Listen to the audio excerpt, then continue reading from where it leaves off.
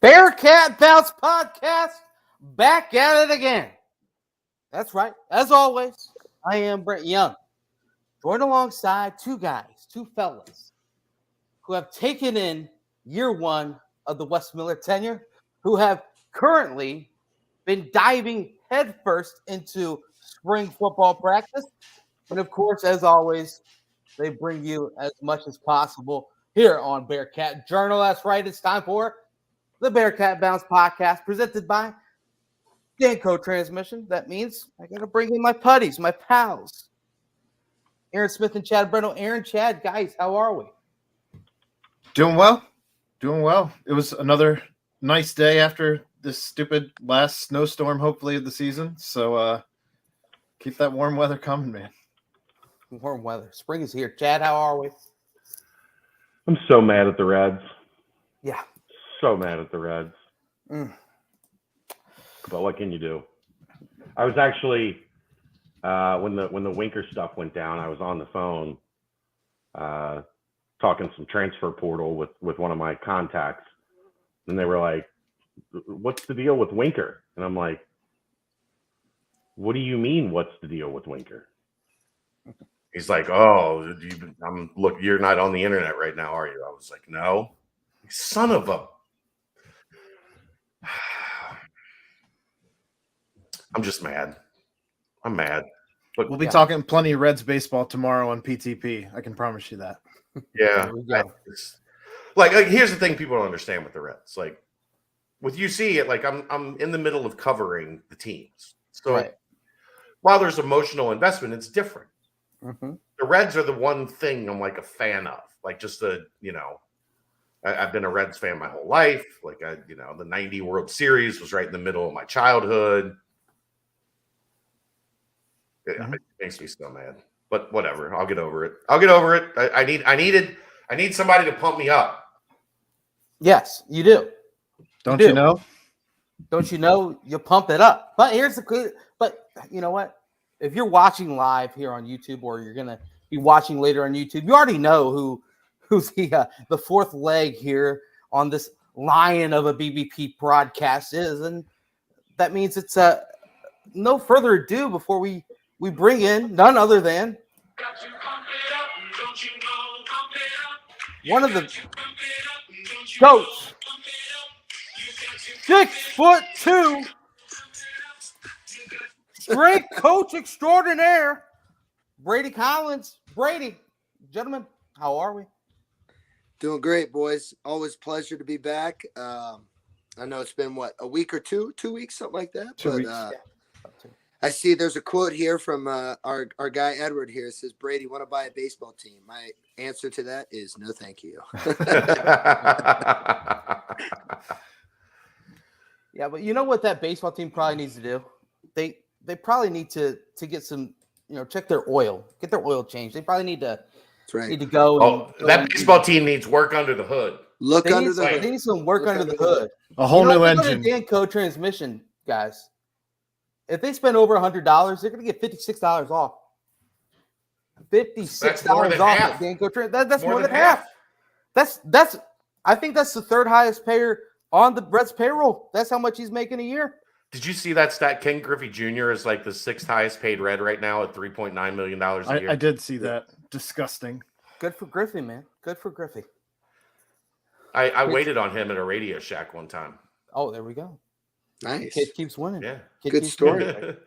He walked. It was like 8:00 in the morning. We had just opened. I managed a Radio Shack before I got back into broadcasting, Brady. So I'm back in the office doing paperwork. Usually nobody really comes in at 8. I hear the doorbell ding. I look up and I'm like, "Is that?"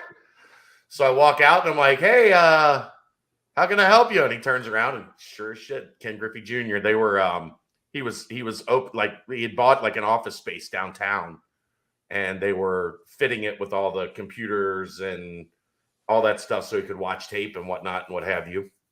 And he was in buying like parts to connect computers to TVs. He was in like 6 times that day. The only other one I ever had. Business, man. Yeah. Did you make commission? Oh yeah, I was a manager. There we go. That was the worst mistake I ever made, going from sales to management. I made a crap ton of money in sales at Radio Shack. They put me into management. It's like I was working the first 10 years of Bearcat Journal all over again. The only other great surprising experience I ever had at Radio Shack, I was filling in the Carew Tower downtown. There used to be a Radio Shack in there, and we were packed, line all the way down the store. And all of a sudden I hear this high-pitched voice at the counter. Look up, Tony Gwynn. Same thing. He was buying stuff for his video, so he could watch tape. R.I.P. too, right? Isn't Tony Gwynn? He passed, right? I'll have to check that out. I helped Vontez Perfect at. I think he did. I think he did. Yeah. I helped Vontez Perfect at Verizon. Oh, nice. Sold him a cell phone. There you go. Be better if it was like I was with Vontez when he was at some random club, that offers other things. Yeah, he passed away in 2014. Yeah, that's sad. I remember that. Yeah, I do too. R.I.P. Yeah. All right, let's get moving. I didn't want to get into this long enough. Yeah, I know. I was gonna say I don't even want to get into all the people I've waited tables on. I went the the waiter route, the old service industry. Ron Jeremy. I waited at the Ron Jeremy table one time. That's case closed. Nobody can top that. You can't beat that, Brent. You can't beat that.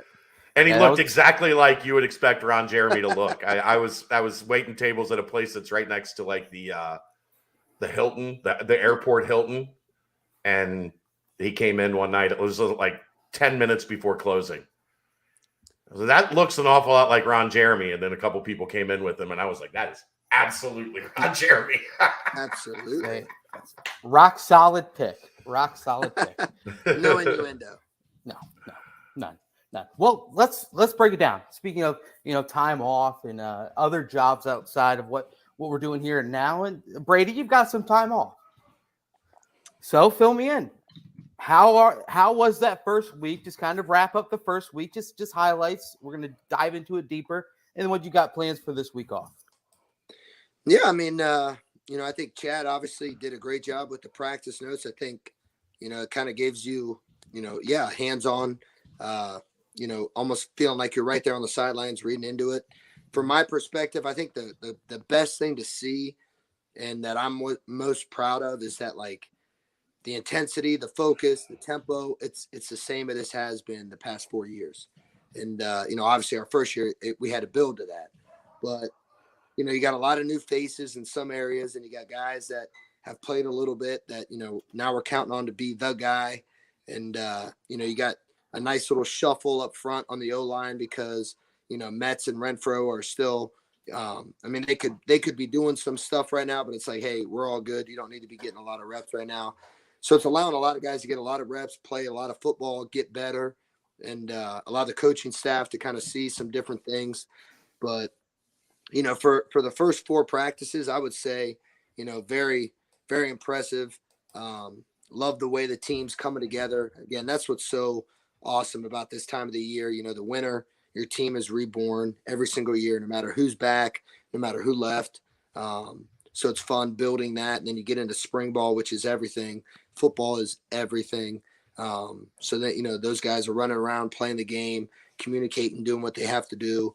And it's just going to be really exciting to see the progression as we continue on throughout this spring and kind of reset and then reload and hit the ground running for the summer and into training camp and the season. But it's been a great start, and the guys are enjoying a nice little break here as we're on spring break. And myself, I'm on spring break, which for me is time off, but it's not. My head's kind of always going and checking in on guys, talking with guys. But it's great. Kind of like I was saying earlier, I got to wake up with the kids today, take my daughter to school, take my son into work, train a few guys, and got to be a dad. Got to be a dad, man. Which I pride myself on trying to be the best dad I can whenever I'm home. But I mean, no doubt it's different when you're here all day, and no doubt it's a lot more stressful. I tell you what.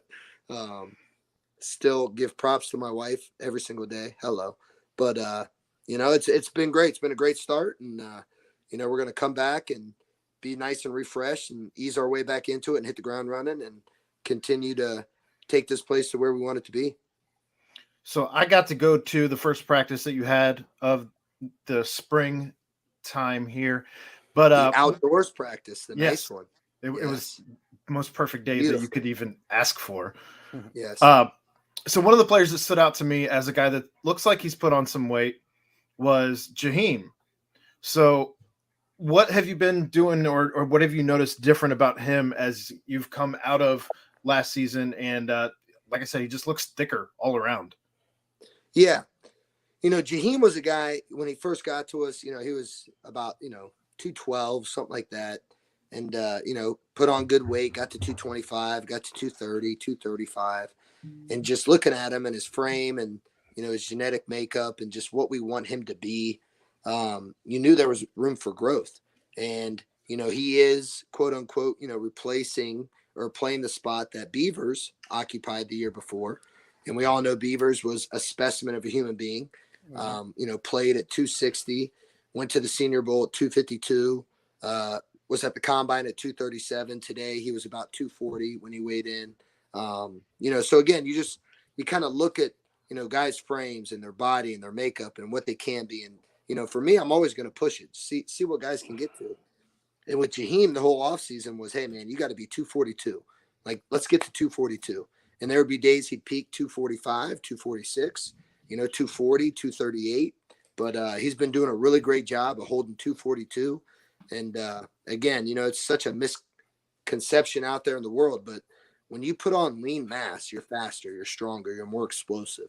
And, a guy like Jaheim, who has paid his dues and done really well throughout his time here, early time, played special teams, provided value, learned in a great room, learned under two great coaches, and now is really starting to kind of, make a name for himself. I think he's just beginning to scratch the surface of his potential. And I think it's going to be a great spring and a great summer and a great training camp. And then I think he's going to be a guy that's really going to burst out onto the seams. So Jaheim is a project that you're kind of taking that step with, kind of like Majay was back in the past. And obviously Majay's been put under a microscope a little bit over the last few weeks. I just want to kind of hear your thoughts just kind of off that. We've talked about it before here on the BBP and throughout other places, just kind of how that's just his genetic makeup for the most part. But kind of touch on that and then touch on kind of another player possibly on the roster that you see is one of those that kind of comes in at a low weight. And you kind of see, hey, sure, they might project at this, but I think they can easily pack on at 40 pounds or something crazy like that and reach a level of play that Majay was reaching, or at least try and reach that level. Yeah, no, I mean, you talk about Majay. I mean, again, the day that, he was at the Combine, he weighed 228. I mean, I saw it right on Twitter. I think Chad told me, and like my heart like dropped. And it was funny because like literally after Chad told me, like 5 minutes later, I get a text from Majay. And he's like, Coach, man, I'm sick. He's like, I've been fighting this bug for past week or so. He's like, it's bullshit, but I'm going to get it back. And I'm like, dude, all you can do now is focus on what you got to focus on. Be who you are, go out there, dominate. The rest will take care of itself. Don't worry about it. And again, throughout our time, obviously we've seen Majay's weight, fluctuate and do all that stuff. But, I've seen him at his prime. I've seen him in the 250s. He played all last year, no lighter than 242. So to see him get that weight back, to see him finally be healthy, I think it's going to be a great pro day for him. I know it's going to be kind of one of those things where, NFL people are like, hey, Senior Bowl, you were this weight, and then you're here, and then now you're back up here. But as long as he's honest, I think it's going to take care of itself. And again, the tape speaks for itself. The kid can play football. He's a great young man, a huge heart, and he's going to give you everything he's got. Whoever drafts him is going to be lucky. And, whether you want him to be a rush edge, whether you want him to be a stand-up outside linebacker, he's going to do it. But and probably both. For me, it's always that fun, kind of science experience or experiment. And then just also like, who do I really need to kind of dig my teeth in? Who do I really need to put with this guy? And, this guy needs to rub off on him and he needs to do, the program and the kind of upbringing that I did with Amaje, with an Ahmad, with certain guys. Right. And, it's not like you individualize that because it's the whole team. Everybody's always developing and finding different ways to enhance themselves. But, I look at a guy like a Jaden Thompson, a guy that came into us 100, like 50 some pounds.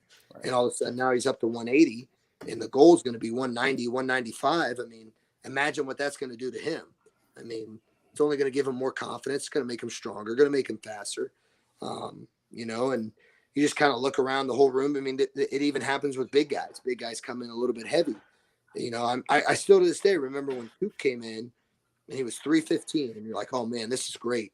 But his 315 wasn't the right 315. So we had to change it and shred him and all that stuff. But, it's just, it's been a good mix this winter of certain guys that we needed to do that with. Just case in point, guys like Trey Tucker, who's the epitome of our program. 4 to 6, A to B, tough as shit, does everything right, is an unbelievable leader. The big thing with him last year was like, hey, let's get to 175, see what that does. Oh, that made him faster, made him stronger. And then this offseason, it was like, hey, let's get to 180. Let's see what that does. He gets to 180. What happens? Tyler Scott gets to 180. Okay, now what's that do? Drew Donnelly gets to 180. Now Jaden Thompson's going, yeah, I'm 180, but I'm also 4 inches taller than all you guys. I'm going to get to 190 plus. And so, it's just always fun. It's competitive, but it's always at the best interest of our kids and, maximizing them to be the best. So last year you spoke glowingly about probably your favorite kid on the team, even though you're not allowed to say that word, Kobe Bryant, and just how much you were going to miss him.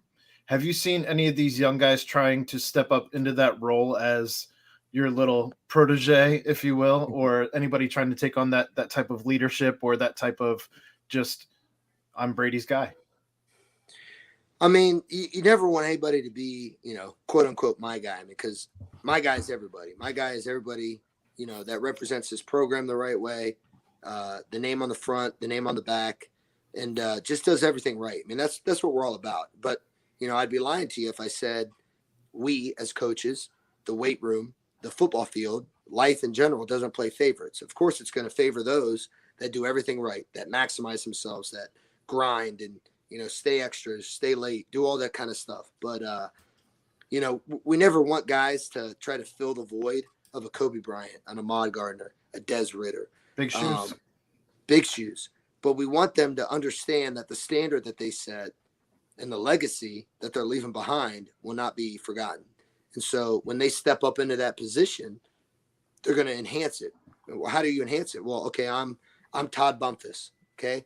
Yeah, I'm not Kobe Bryant. I'm Todd Bumpus, but here's what I'm going to do. I learned all these things from Kobe Bryant. Now I'm going to put it to my tool chest. I'm going to be who I am. I'm going to enhance who I am, and I'm going to go be who I am. And I'm going to put all my best foot forward and all that stuff. So, it's been exciting. It's still relatively, early for all that.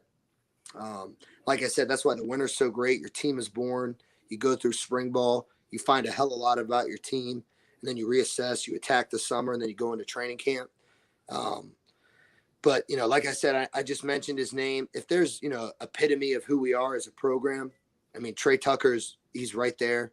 The Josh Wileys, the Lenny Taylors, the Dylan O'Quinns, the Jabari Taylors. Those guys they do everything that you say. They do everything right. They get great in academics. They live the right way. That's what we care about more than anything. There were a few names throughout winter workouts that kind of we touched on a few times. And I want to see just kind of how, in your eyes, their workout numbers and what they were doing in the weight room, how it has reflected so far out on the field just through 1 week of practice. And, first at the top of that list has to be Shimon Mateer. And he's been a guy that's been mentioned numerous times on practice reports, numerous times on the bounce, just kind of all over the place. And then continue with other players like a Jack Dingle has continuously seen his name pop up. Leroy Bowers is another player that's continuously seen his name pop up. It's kind of these younger guys that amped it up in the weight room, kind of how it's reflected so far out on the field. Yeah, when you look at a guy like Shimon, he came in, he was a former wide receiver in high school, and he gets to us and you're like, man, this kid's a lot bigger than a wide receiver. And, obviously he's playing tight end. He's in a great room with great dudes. I mean, Josh Wiley, Lenny Taylor. And so, he's kind of, learning. He's sitting back. He's going through scout team. He's getting his ass beat every day, but he's also getting better. And, and then you reassess. He did a great job in the weight room as a true freshman through the in-season, all that stuff. You get to the off-season, and he attacks everything. He's training with Lenny Taylor every single day, so that's great because Lenny's with him. You mix him up and put him with other coaches, see how he does. But, with Josh being limited this spring, what does that do? It elevates a guy like Shaman. Lenny's getting his work. He's doing what he has to do. But it's also allowing guys like Shaman to see what he can really handle. And I think the more that he keeps getting coached on, the more that he keeps getting experienced and thrown into, his natural athletic ability is taking over. He's a great football player, but he's also a great, person in general. And, changing his body, putting on lean mass, making him more faster and explosive.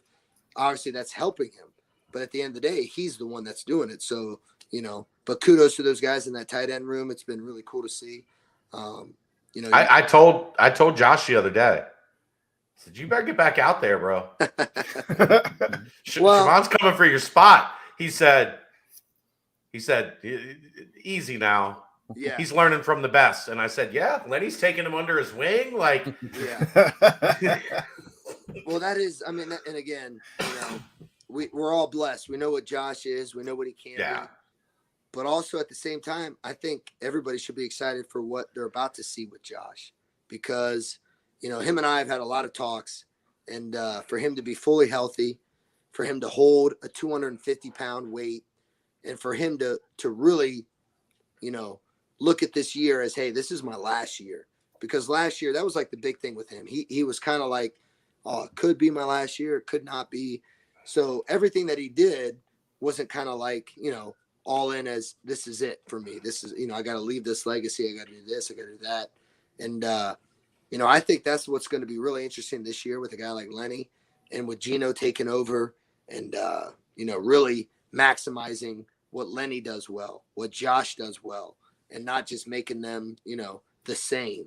I think it's going to be really, really valuable and really powerful for what we're about to do.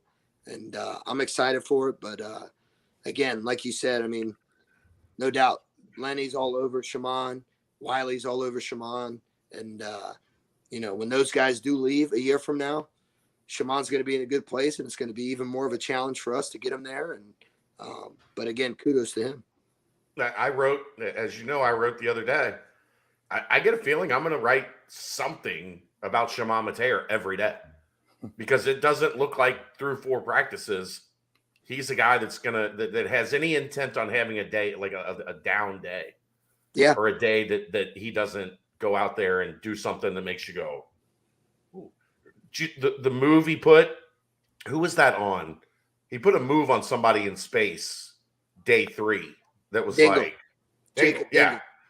It was like, whoa, that's a big fella hitting the juke button hard. Like, like they got sensitive, like touch sensitive, and the harder you hit it, the harder you would juke. And Shaman gave him the shimmy shake, and it's like, holy crap. I would say the most impressive thing about Shaman, besides, yes, what he does, when he's running routes and catches a ball and puts his head down, and it doesn't matter if you even try to take him out, he's going to just run you over, is his blocking. And it showed up the last practice that we had. He went in motion and then came back and cracked on the outside. Not cracked, but just down block kick out on a blitzing Jaheim. And you want to talk about just the loudest hit you've ever heard in your life. And those two big bodies, a 255-pound guy and a 242 guy colliding. And it wasn't like one guy got the best of the other. It was just like a boom. And it was impressive. But I think that's kind of like what we pride ourselves on more than anything is, when you got the ball in your hands, you better do what you got to do. But when you don't, what are you really doing? And for a guy like Shaman to be really, taking advantage of the blocking and, doing everything he can to make sure that he solidifies that, because let's face it, if you can't block, you can't play. And that was really cool to see. Brent, did you have any other names that you wanted to ask about? I know you said you had a list of names, but yeah, just two others. Just Jack Dingle. Go ahead. Who's seen himself on a couple of the reports and whatnot, and then Leroy Bowers has kind of been a hot name as well. Yeah, I mean, with a guy like Jack, I mean, he's a legacy, right? His dad bled here back in the day. Great linebacker for the Bearcats. Obviously, you got Jacob Dingle, who's been kicking ass for us for the past couple of years. And, you get a specimen of a human being in like Jack, who's, 6'2.5", 6'3", and he comes in 225 pounds, and you're just like, all right, this kid's going to get big. So this whole offseason, very similar to Jaheim. Hey, man, let's get you to as close to 240 as you can. Let's see how big we can get you to where you're still moving fast and you're explosive and all that stuff. Right. And he is, taking that and then some. I mean, he's all about it in the weight room. He wants it all. He feeds off it. But then what's been really cool to see is his growth on the field, because, I know the coaches are asking a lot of him, hey, learn Mike, learn Will, learn this, learn that. And, I think he's doing a great job. I think every single day he's getting better. And, whether he's a backup and a special teams guy or whatever it may be, he's going to be the future of what we do here, and been really, really pleased with him. The other guy, Leroy, I mean, woo boy. Since day one, that guy has known one thing and one thing only, and that was full go. And, last year he was at, the outside linebacker sniper position or whatever it is. And obviously you look this year, and there's a lot of guys there. I mean, you got Ty Van Fossen, you got Deshaun Pace, a lot of guys that play really good football. Right. So when you look at someone that just goes hard every single play and, provides value and just has that it factor to him, you got to find a way to get him on the field. And kudos to the coaching staff, because, they're like, hey, let's try him out at nickel. And what's that, what that has done for our defense and for our program, it's made us better, because it evolves your defense. It evolves what you're trying to do on certain downs and blitzes and all that stuff. And I think a guy like Leroy, he's just taking it in every single day. He's getting better. He's always so coachable. Like I said, he goes so hard. He's fighting for reps. I mean, literally fighting for reps. And that's awesome, because, one way or the other, that kid's going to be on the field. Gotta love that. There was an obvious number change that I noticed the first day of practice. So I'm curious how that conversation goes. Is it the coaches approaching one Trey Tucker, or is it Trey Tucker approaching the coaches to say, I want number 1? I mean, I think number changes are always, the players that obviously they want to change a number. They present it to the coach. And obviously, if Coach Fick's like, yeah, absolutely, you've earned this, like, cool. Or we use it as an incentive. Hey, you have a great spring, you get great academics, then yes, we'll bump you to this number. When it comes to the number 1, you just look in the past at the guys that have worn the number 1 here, Wiggins, Ahmad, and now Trey Tucker. Again, those guys are the epitome of what we do. They grind in the weight room. They get great reports and academics. They represent the university the right way. They represent the name on the back and the front, all that kind of stuff. And, with a guy like Trey Tucker moving the number 1, I mean, that's easy, man. That's easy. Sounds eerily similar to an answer you had a couple questions ago. Good old Trey Tucker. Well, so Trey Tucker, obviously, you've got to be able to get the ball in his hands. I just want to know, kind of just from your standpoint, how do you think both Ben and Evan have looked just on the field? Obviously, you've mentioned they were putting in a lot of work in the weight room and such, and workouts leading up to practice. Yeah, I mean, again, I think the greatest thing that a lot of people don't realize is Ben had a year with Evan. So like those guys know each other. They have a great relationship. They have a bond. And, they worked out together in a workout group with me, with Dez. So it's like, what I always try to do is make sure that quarterback, I mean, all the eyes are always going to be on the quarterback, especially on the field, off the field, in the weight room. And if I'm so-and-so and I look over there and I see the quarterback kind of doing something different or not training as hard as I am, I'm going to be like, well, what? And that's not the way we do things here. So that's been great to see. But honestly, I think it's been awesome. I mean, I really do. I mean, that's not me trying to say one or the other.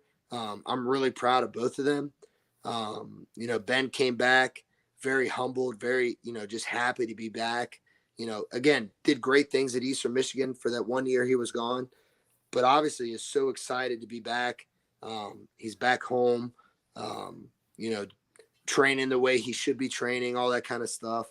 But what has that done? It's only made Evan better. I mean, it really has, because Evan is a specimen of a human being. He's a great young man. He's got all the potential in the world. And what brings out the best in a person? Competition.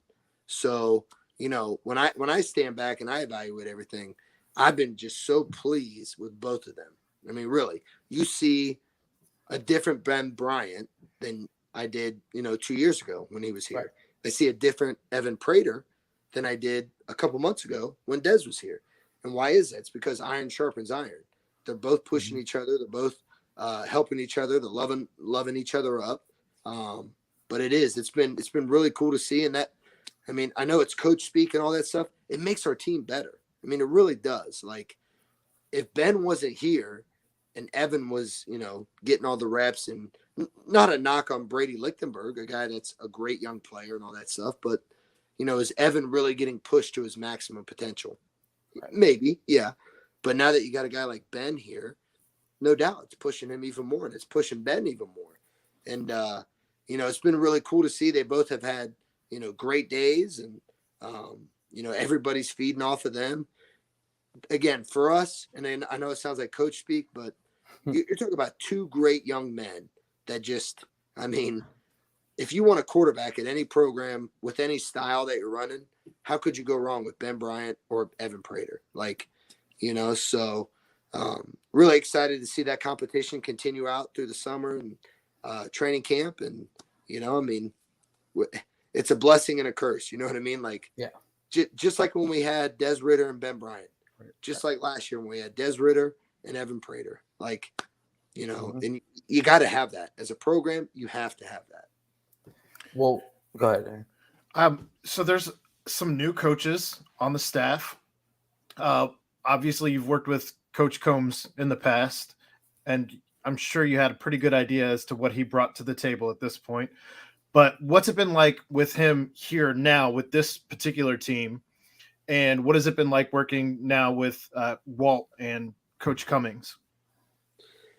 I mean, I think Coach Combs coming right now at any time. It's unbelievable. I love Coach Combs. One of the best coaches I've ever had the privilege of working with in all of my years of coaching. I'd put him, here's Coach Fick, here's Coach Combs. And, I think our guys are really feeding off him. They're really buying into everything that he's doing, and he's coaching and preaching and all that stuff. Again, number one thing that speaks out about Coach Combs is relationships, right? Yeah. I mean, the guy is going to give you every single fiber of his human orifice. Like, he is. That's just who he is. And he's going to make you better. He's going to challenge you. He's going to motivate you, but he's going to make you better. And, even more so than my, past 5 years here, I've sat in on special teams meetings. Well, why is that? Because he gets me going. Like, I want to be around him even more.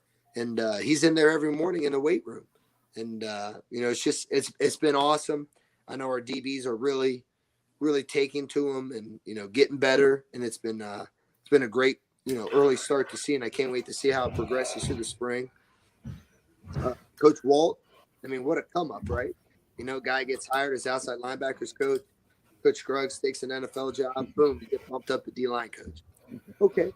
Well, then you put a little cherry on top. You're the D-line coach of your alma mater. How's that going for you? Right. I mean, so, all of a sudden you get a coach that comes back. He's already got so much juice and knowledge and expertise and all that stuff because he's back home where he played. Okay, now you throw another one on top because now he's coaching the position that he played. So that's been really cool to see. I think our guys are really feeding off him, and that's just going to continue to enhance. Coach Cummings, oh boy, let me tell you, unbelievable. The night and day difference I can see in our O-line guys. I mean, and that's not a knock on Coach Crook. I love Coach Right. Crook. Unbelievable.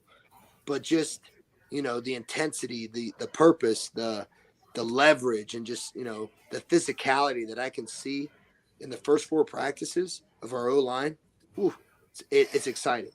And, it's really making all those guys up front better. And like I said, with all these coaches, it's going to just be a great,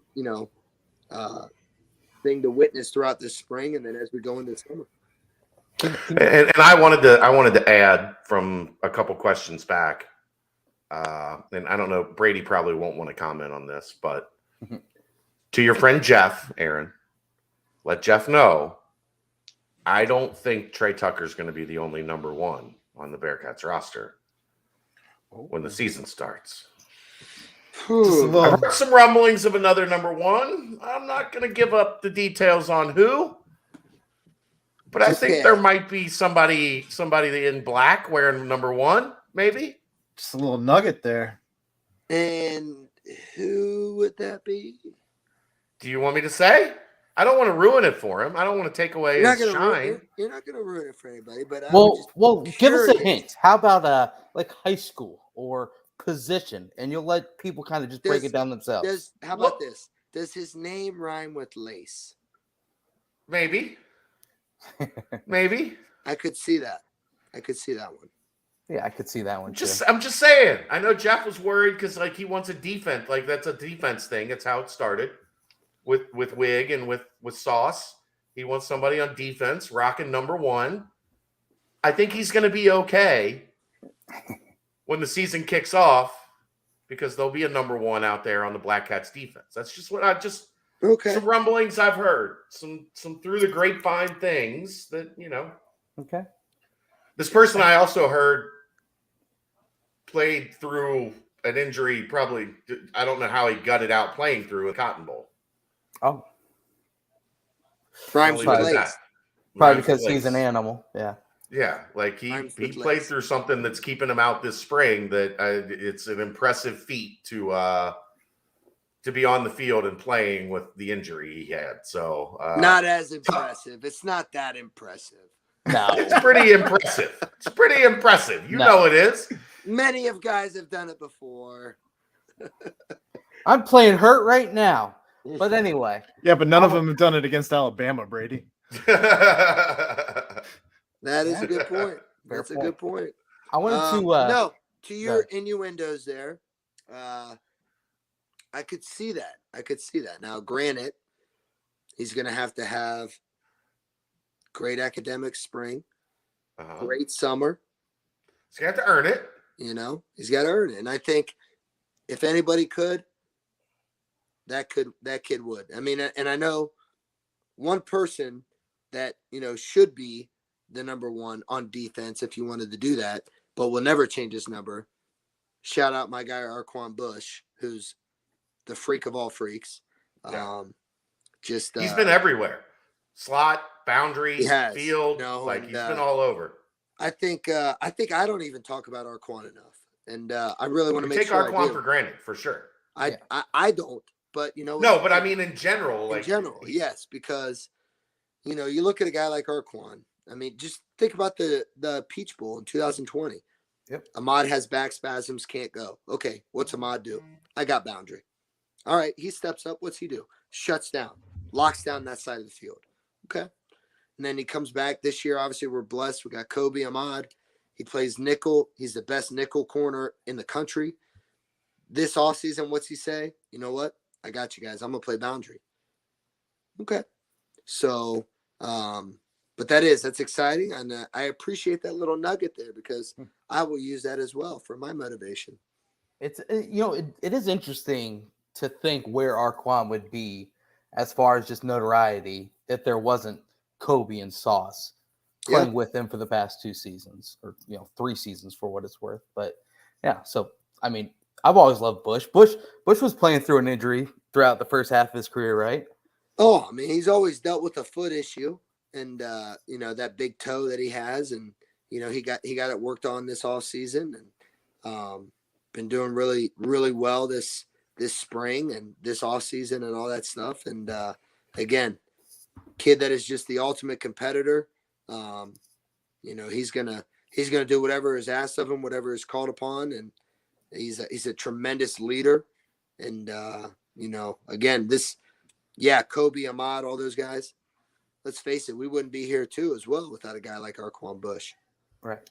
So I want to dive a little bit further into the offensive line. Obviously the mention is continuously a program built within the trenches. So we've already touched on Cummings. What are some names that have kind of stuck out, that you've kind of seen flash just in the first few practices? And then also touch on D'Artagnan Tinsley. I think he's one of the players that we haven't really mentioned so far since he's come over as a transfer.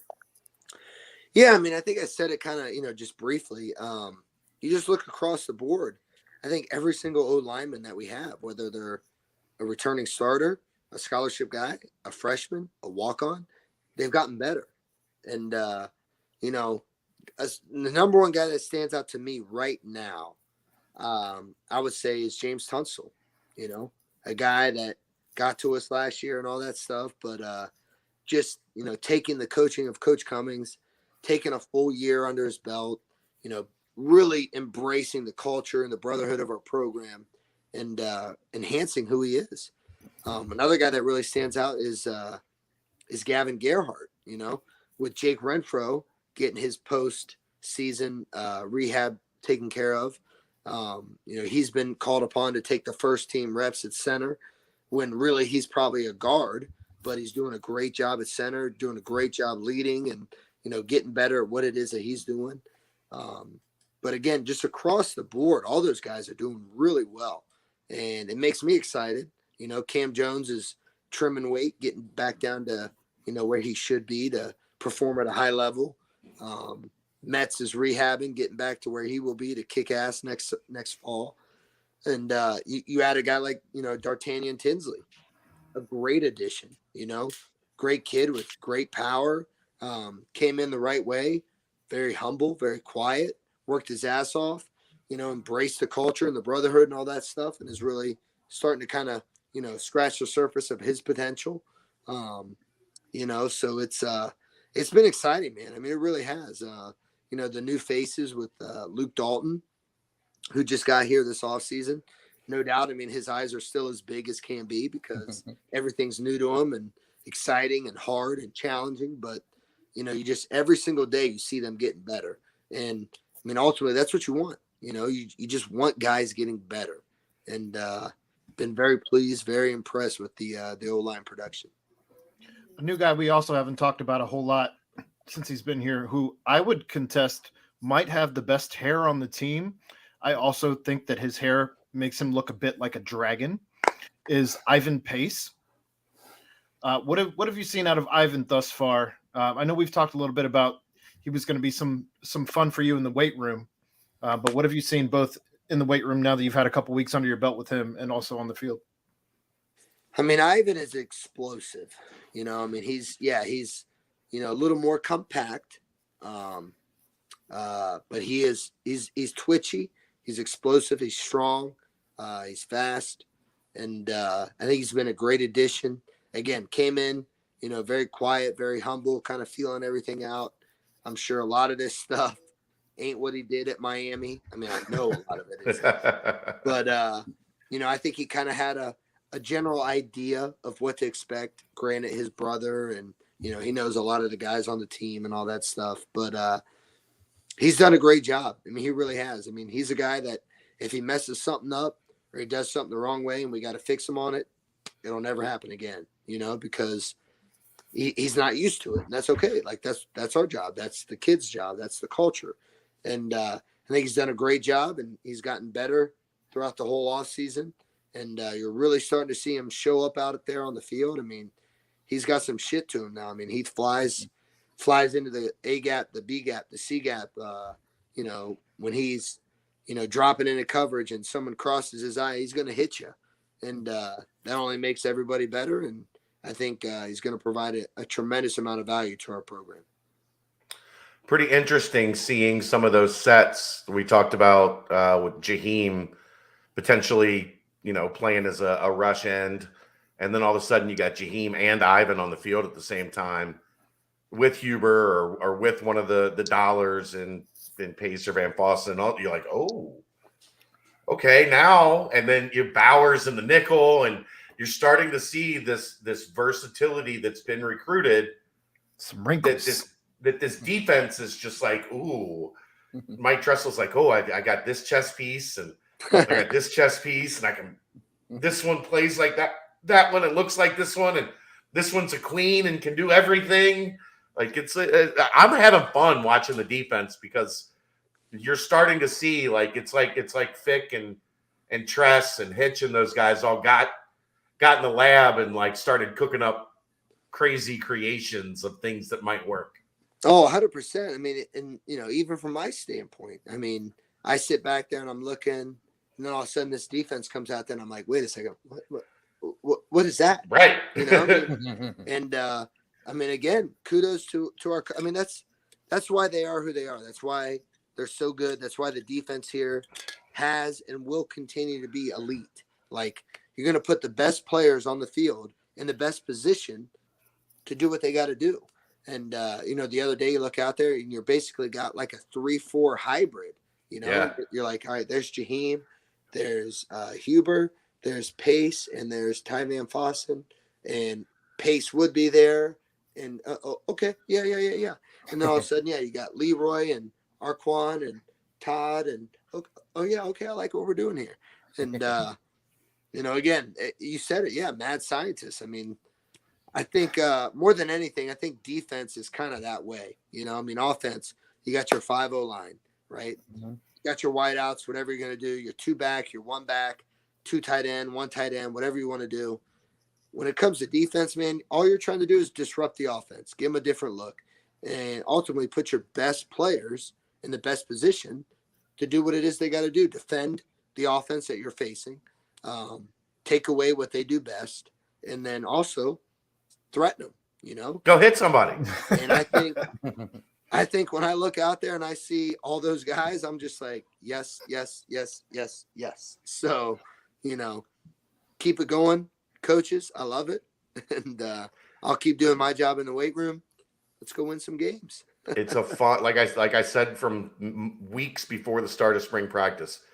And it's playing out in so many different ways. And we've only been through 4 of them. Such a fun thing to go out there every day and go, what am I going to see today? Yeah. And this isn't to take away from anything from the last 2 years, 3 years, especially the last 2 years. But we already had that with all these guys. We already had that first spring where it was like, okay, what can they do? How are they going to be used? Yep. Okay. And then for the next 24 months, we knew, okay, that's how this guy's used. That's what this guy does. That's what this guy does. Yeah. And now, ooh, I like that.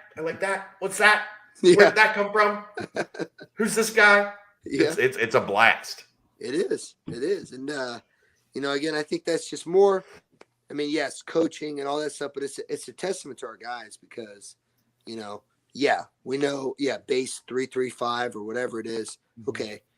But when it comes down to it, we're going to put our best players out there that we need to do what it is that we have to do to win the game. And that might be 4 down linemen. That might be 3. That might be 3 linebackers. That might be 4. Might be 5 DBs. Might be 4. Might be 3. And, again, the versatility, the way our coaching staff has recruited, it gives you an endless amount of options to do what it is that we have to do. And I think more so than ever, that's going to cause some fits this year because, like you just said, I mean, for the past 2 years, this is what we got. These are the guys that are there. They're blah, blah, blah, blah, blah. Now you don't know what's going to happen. And I'm excited.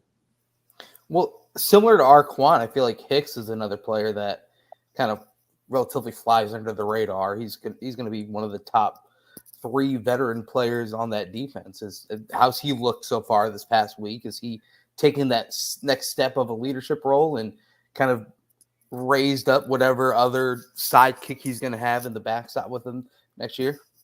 No, he has. I mean, from my standpoint, I've been really impressed with Javon Hicks this whole offseason. I think he's really taken a huge step in his leadership, making sure that he's owning his room, that his room of the safeties is, kind of filtering into the corners. And again, you got a guy like Arquan back still that manages the corners and all that stuff. But, Hicksy has played a lot of ball here. And, again, even when I talk to Hicks, he's still scratching the potential of his surface. And, there's fine things that we got to do as coaches to make sure we maximize him and put himself in the best position next year to, do what it is he has to do. But I've been really, really pleased with him. And, it's probably one of the biggest challenges and motivations for me as a guy like a Hicksy. Like, all right, what are you going to do this year that's different than last? What are you going to do this year that's different than the year before? Like, you got to be different. You got to do this. You got to do that, because football is going to take care of itself. But all these other things are going to entail in it, whether it's communication with the other safety. You're going to have a new safety next to you that you've never played with, right? And I know you're doing it in spring and all that stuff. You're going to have 2 new corners you never played with. Yeah, you played with Arquan, but you got all these other guys. And so that's been very, very crucial this offseason, and been really proud of him. He is a guy that, like you said, he's been here. He's played a lot of ball, and he's kind of a guy you don't talk about as much, but he is such a focal point of what it is that we're doing. So everybody who listens to this podcast regularly knows I'm a pretty big Blue Smith stan. And Blue Smith has strung together a couple practices for the first time in a long time. And is he doing anything different? What have you seen out of Blue Smith is he finally out of his own head? Because I feel like maybe that was him getting in his own way to get on the field. I feel like when he has like something, he's healthy. Maybe that's it too. But I just feel like when I've seen him on the field, he just gets frustrated if something goes wrong, and then he kind of takes himself out for the rest of practice. So what's he doing different that he's being able to string these practices together? Just not a knock on him, but he's always done well in practices, and he's always done well in the spring.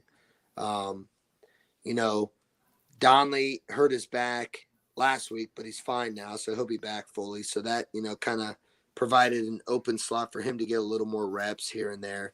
But, for him, I think it's just consistency. And I think it's, true competitiveness. Like, do you really want to be great all the time? Or do you just want to flash and practice here or there? Because when you get your chance in a game, are you going to maximize, or are you just going to kind of do whatever it takes? And so I think that the book is still open on him. I mean, he just like every single person in this program, you get to write how your story ends. We got all these people here to help you. We're going to push you. We're going to motivate you. We're going to love you up. We're going to be hard on you. But, at the end of the day, you make ultimately what happens. You decide that. So, sure. But been pleased with them, as we are every spring, and, training camp and all those things. But when it really comes down to it, are you going to perform? Are you really going to do everything you got to do on the field and off the field? But it is. Let's face it. If Trey Tucker had his body, oh boy, you know what I mean? Yeah. 6'4" and 215 pounds. Woo. But all that stuff, that's the God-given, and that's what we pride ourselves on. Is we pride ourselves on getting our guys to play above their God-given abilities. That sounds a little crazy, right? But it isn't, because it's not about me. It's about we. And everything that you do is a butterfly effect, right? It's not, all right, yeah, I'm going to run this route. If I catch the ball, awesome. And then I'm going to take care of it. Okay, if I don't catch the ball, what am I going to do? If it's a run play, am I blocking downfield? Am I doing what I have to do every single rep, So it's a constant thing that we got to evolve and continue to enhance all of our guys. So tell me more. It's hitting this break time. What's your plan now? Are you, like you said, you're constantly thinking? Are you mapping out things that you want to see when the players do get back on campus and when you do get back out on the field, or what's something that you're hoping to see when when you guys do get back out and have the next practice? I mean, for me, it's, just take care of the guys as they come back, get them back into football, flush their bodies, get them a good workout, get them prepped so that we hit the ground running full speed for practice. So that there's not, that day where it's like, oh, we just came off a long break and our bodies are getting back. No, we don't want any of that. But personally, just kind of take a step back, assess everything, assess myself personally, assess my staff and just how we do things. I mean, again, I know what we do works. I know what we do is great. But you always want to enhance what you do. You don't want to do everything the same. So just kind of looking at that, get myself some R&R in a way when really that's really hard for me because I love working. I love being around the guys, all that kind of stuff. But, you just went to Mexico. I was going to say, you just. Exactly. You just got back. That's why we're not going anywhere this week. A staycation. A staycation. But just kind of making sure everything's, lined up the way we need it to and gearing up for, a great finish to the spring, maximizing every single day, not wasting a day. Greatness never takes a day off. It never compromises. And, reassessing at the end and then building a great plan for the summer. And again, not copy and pasting what we did last summer or the year before, but tweaking and enhancing it and making sure we're, maximizing every single person on this team to put them in the best position that they can to go continue to win a lot of games and championships here. Did you notice Notre Dame with the bounce house day right before the start of spring practice? Did you see that? Did I notice that? Let me tell you something. I learned long ago, imitation is the best form of flattery. Oh. Speaking of copy and pasting, I know for sure because I worked for the head strength coach at Notre Dame back in the day at Mississippi State. I know what he's about. He's not about that kind of stuff. So I know where that influence of, hey, let's, have some fun. Let's do a bounce. I know where that came from. Okay. And, do his initials rhyme with something that you would call someone if you were very mad at them? I don't even know what that means, but MF. Sure. Yes. Again, hey, kudos to them. You're right. You know what I'm saying? Hey, here's the way I look at it. Do we have them on our schedule next year? No. Did we have them on our schedule last year? Yeah. What was that result? Oh yeah, we beat them. Okay, I'm good. Feel whatever you want. Exactly. You know what? Hey, it's all good. You could never eat another W on camera again. You can try to replicate what we do. You can try to copy, image. You can try to make Pump It Up your song and claim that you didn't steal it. Whatever you want to try to do that was done here, whatever. Guess what? You'll never be us. And that's what I pride myself on, my staff, all of us. Again, there's 1,000 ways you can work out. There's 1,000 ways you can bench and do this and do that. When it comes down to it, you'll never do it the way we do it and how we do it. But more importantly, why we do it. Imitation is the greatest form of flattery, right? Boom. He just said that. I'm just Right saying. there. He's repeating it. It's That's worth He saying copied again. and pasted it. And Pasted it. I was also copy and pasting banners as we were doing that for the phrase is actually the sincerest form of flattery. All right. Well, therefore, we are very sincere that they are. And speaking of sincere, that kid looks good.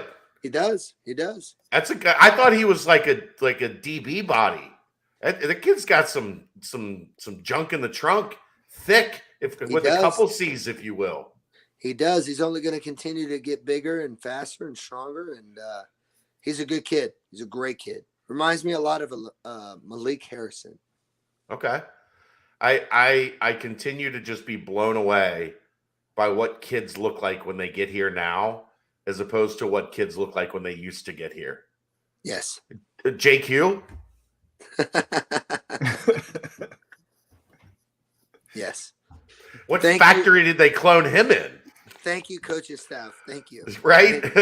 Brady all of a sudden, like Brady used to be the kid at Christmas that got like the recycled toys. And then all of a sudden he's like, he started getting some new toys at Christmas, like the good ones. He's like, That's right. ooh, ooh. Just a couple tweaks here and there. But what'd you think of Ethan Green winning his state title in That's the 280, 282 or whatever, 285? Yeah. No, that's How about awesome. his coach? Did you see the video? Did you see the coach in the suit catch him? Unbelievable. In midair? I didn't see the Unbelievable. video. That's Hold on. awesome. Let me. You guys talk for a second. I'll pull that up. In the meantime, Brady, there was a question in the chat here. How have you changed over the course of the last 5 years? Oh, that's a good question. I think when I look back at our first year here, I think Coach can attest to this as well. Like Coach Vic, there's just so much that you're trying to do, so much that you're trying to install and just change, but you got to be true to yourself. And I think sometimes maybe we lost who we are, just personally. But again, you're just trying to change so much, a culture and all that stuff. But how I've changed in the past 5 years, I mean, you're always evolving. The game is evolving. Granted, it's still the same. You got to score more points than the other team to win and all that stuff. But just the way you motivate, the way you challenge certain people and cultivate and inspire certain guys. The old test of time stands true, but it's still going to change, and you got to adapt with that. But I just think, I think in my past 5 years, I've gotten better. Whether it's my strength staff that I have around me, whether it's the players that we have, the coaches, but ultimately, every single year, like I said in the winter, when your team is reborn. You're kind of reborn as a coach, and you never want to copy and paste what you did. You always want to enhance and make tweaks and all that stuff. But, just always improving. Here you go. You ready, Brady? I'm ready. Show it.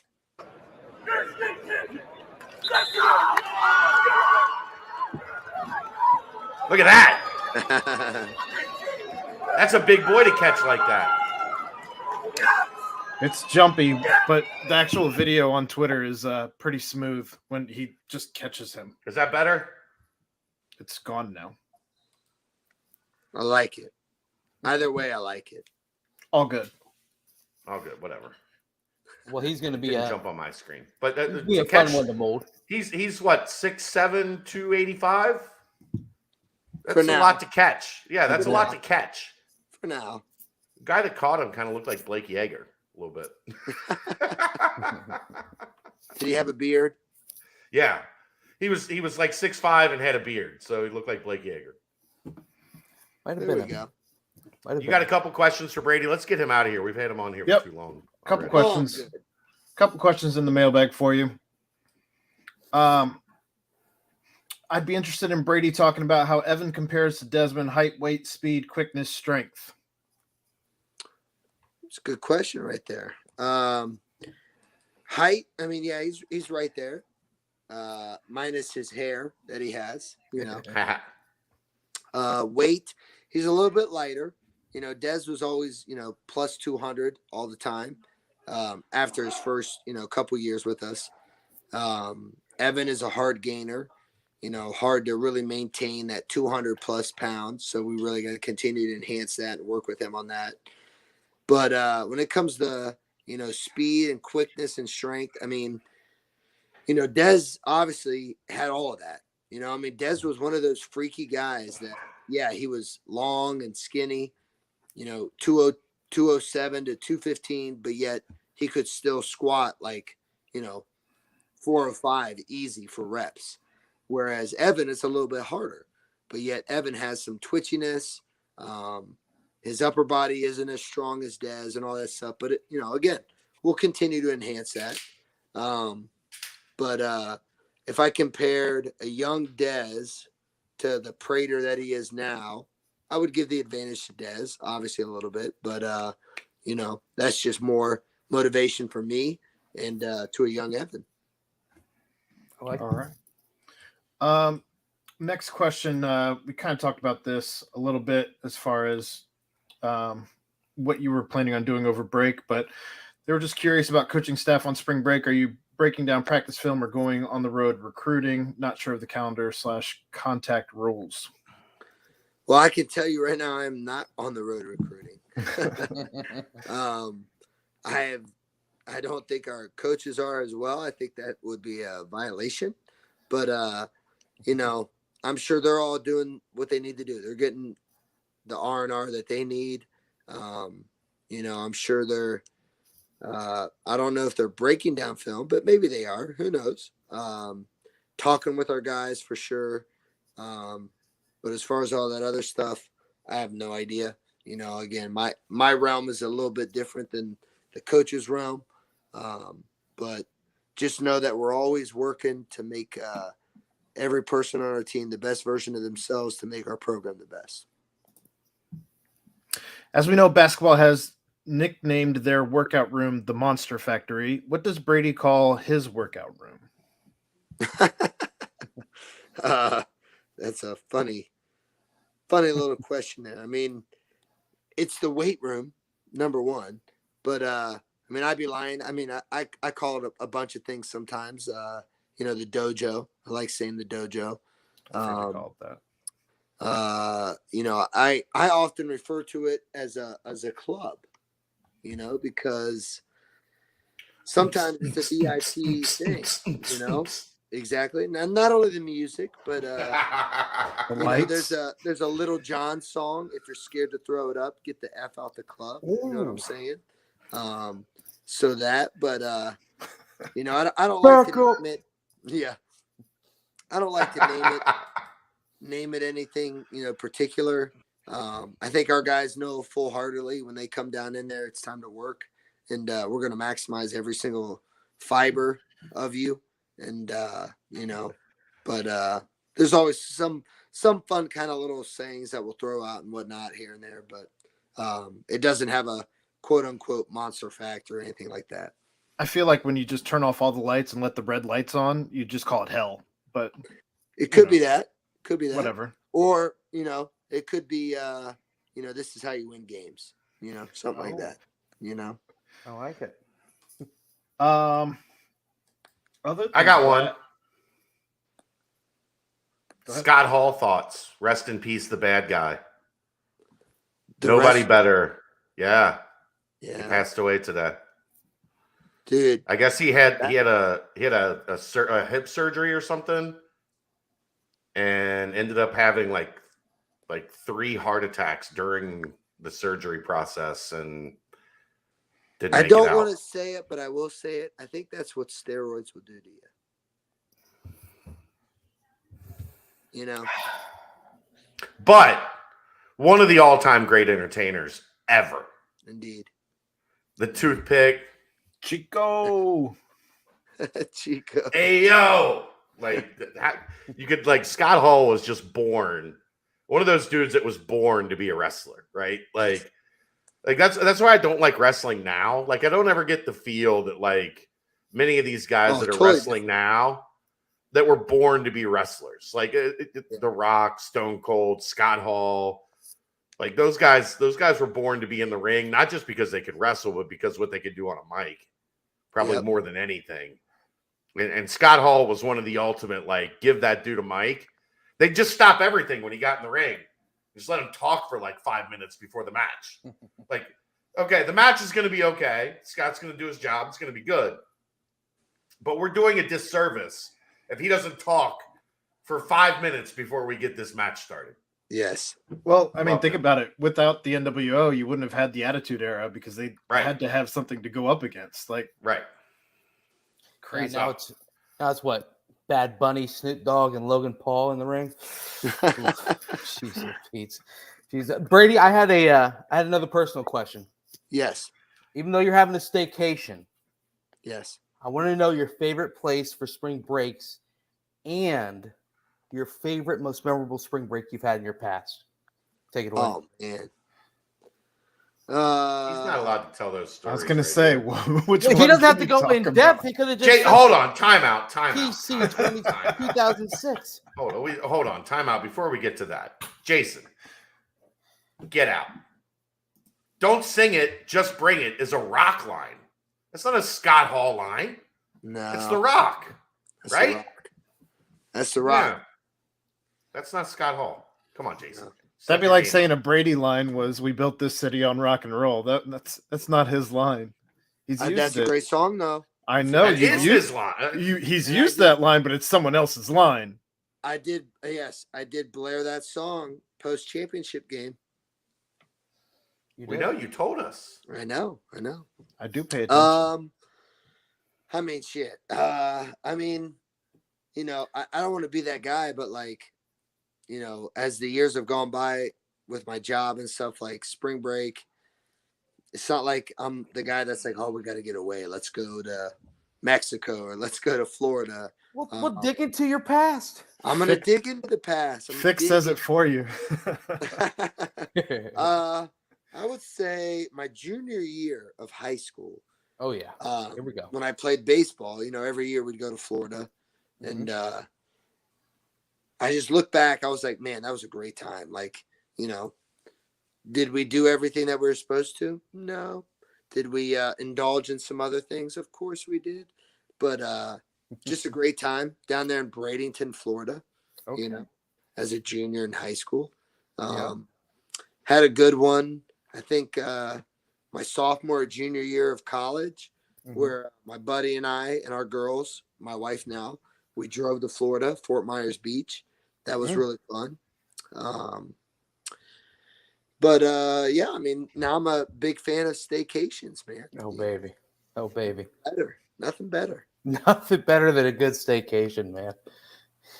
Nothing better. So what? Jason Cooper looks like he's taking you guys to task on this line. I'm not a wrestling guy, so it's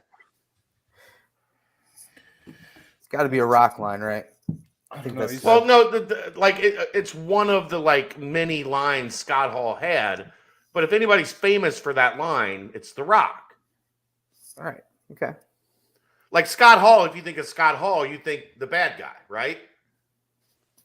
Yeah. Like, hey, yo, the bad guy. Like when you think of The Rock, you think of Don't Sing It, Just Bring It. Who in the blue hell are you? Is one of my favorite rock lines ever. It doesn't matter what you think. Doesn't matter what you think. If you smell. I acknowledge that Scott Hall said, don't sing it, bring it. But The Rock, that was his line more than it was Scott Hall's line. Yes. Because Scott Hall had much better lines. Like, hey, yo. Finally. And then throwing a toothpick at somebody. The Rock has come back. Yeah. All right, Brady. The Rock. We appreciate All right, you, Brady. brother. Enjoy your staycation, man. Hey. We got a big guest, like couple couple shows coming up. You do? Brady Collins today. That's why I've been off camera a lot of this working the guest.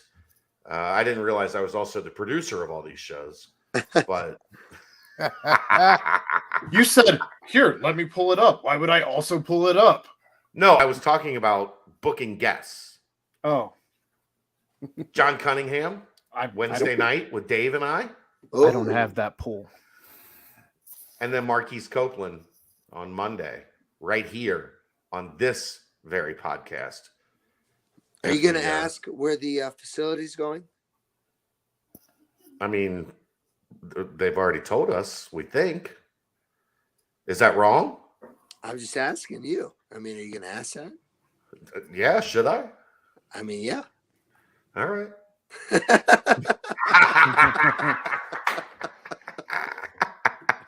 Tune in on Wednesday. You're for gonna have a that. strongly worded letter from John Cunningham tomorrow.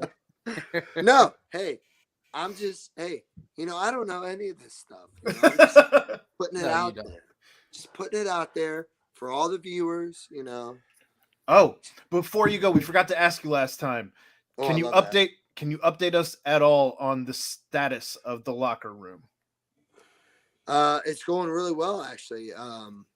you know, I mean the whole locker room is obviously shut down. So our guys are using the locker rooms down on Nippert Stadium, you know. And again, kudos to our guys, even though a lot of them have never been used to being displaced as much as the older guys have in the past with Because moving the weight provide room. some character.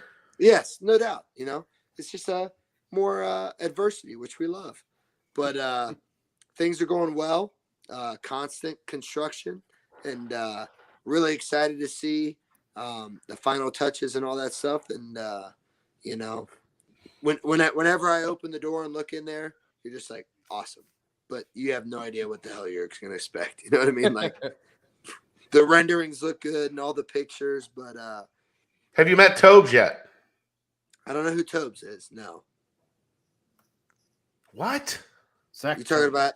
I don't know who that is. Zach Tobler. He's running the construction of the locker room. Maybe I have. I've just never said, "Hey, man, what's your name?" You know, who knows? Tall guy, 6'5". Looked like he could have been a walk-on on the basketball team at some point in time. We could take that. You might no, have I'm introduced telling himself you. as Zach. he I'm was. telling you, Probably not. he's It's running all the closed construction of the locker room. You know, it's all closed off, so you can't see what's going on. I'm going to set this up to get you and Tobes together. He's a BCJ member. He's one of our trusted basketball insiders. Okay. When you first got here, he was a walk-on the basketball team. Okay. He had his own video when he would check in. It was called Tobler Time. Okay. And you have you ever seen the GIF where the guy turns around and goes like in the Bearcat unit, like during a game? The white guy in the red Bearcat? Yes. Yeah. That's Tobler. Yeah. He's running the construction of your locker room. The question is it GIF or GIF? It's technically the guy that invented it says it's pronounced GIF, He didn't invent English. but it's GIF. Like that's how it should be said. GIF is a peanut butter, and that was already taken. It You is. can't use that. It is. But if you ask him, it's GIF, which I don't agree with. It's just always so confusing, you know? What Is do it you GIF? use? Do Is you it use GIF? GIF? Yeah. GIF, because GIF that's how it sounds should better. be said. It's kind of like the meme, right? Is it meme or meme? Meme. Are you French or are you American? I sent you a nice meme the other day. Did you receive? Unreal. I did receive that meme. And I Very sent good you a nice meme. meme back. I enjoyed your GIF from It yesterday pairs as well. with a good red. MMA. You don't say, meme. Oh, Golly. man. All right, Brady. bro. We'll see you in a couple weeks. All This right. is time. Sounds good, boys. Appreciate you guys. Thanks, I'll Brady. see You're the you. best. I'll see you a week from tomorrow. Indeed. Enjoy your staycation. R&R deserved. Absolutely. Appreciate Until you next guys. time. Take care, man. We'll See see you, you, brother. brother. All right. See Thanks, ya. Brady. Man, he's I love great. him so much. He's I love when great. we get him at home because like he'll just sit here and hang out with us all night, as long as he doesn't have to be at work at 5 o'clock in the morning, and even then, Right? still He's used to usually, yeah, Although with Oh. the time change, who knows if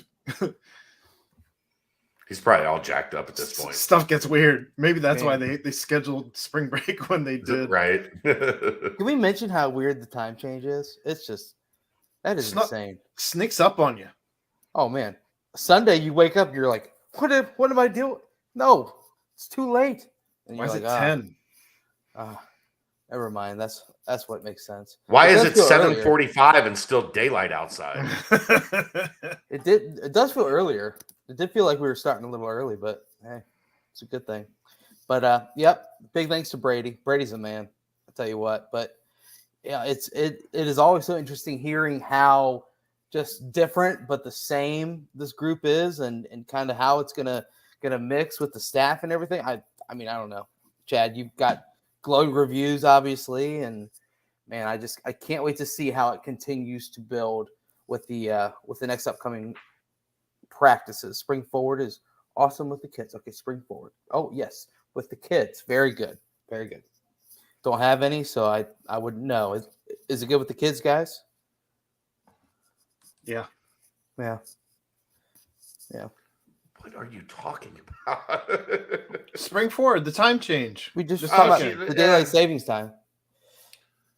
I mean, she's 11 now, so the thing with her is she would stay up until 6 a.m. every night if she could. Like, she would stay up till 6 a.m. and sleep. She's like her dad. Like, she just doesn't sleep well. It gets dark out, and I'm like, I could be dead tired all day. And as soon as dark hits, I'm like, all right, time to go. Let's get some shit done. Those damn tiki-takis. Yeah. Golly. Well, anything more football related? I know, Mick posted a good practice report from Friday, and they are off until, what is it, next Monday, right, is when they come back? I imagine that is probably going to be a bit of a ramp-up practice. Nothing too intense, as Brady was saying. Yeah, I mean, these guys are all in Florida or, out and about. Like, you're going to need a practice to get them back to, and probably be a lot of cramping, a lot of guys not happy with life at that point in time. Right. Taking a week, I don't think, like, when you're really after it all the time for, like, they got, 2 weeks off probably after the end of the season. So since, like, late January all through February and through the first half of March, every day. And then you go take a week and sit on the beach with your girl or your buddies.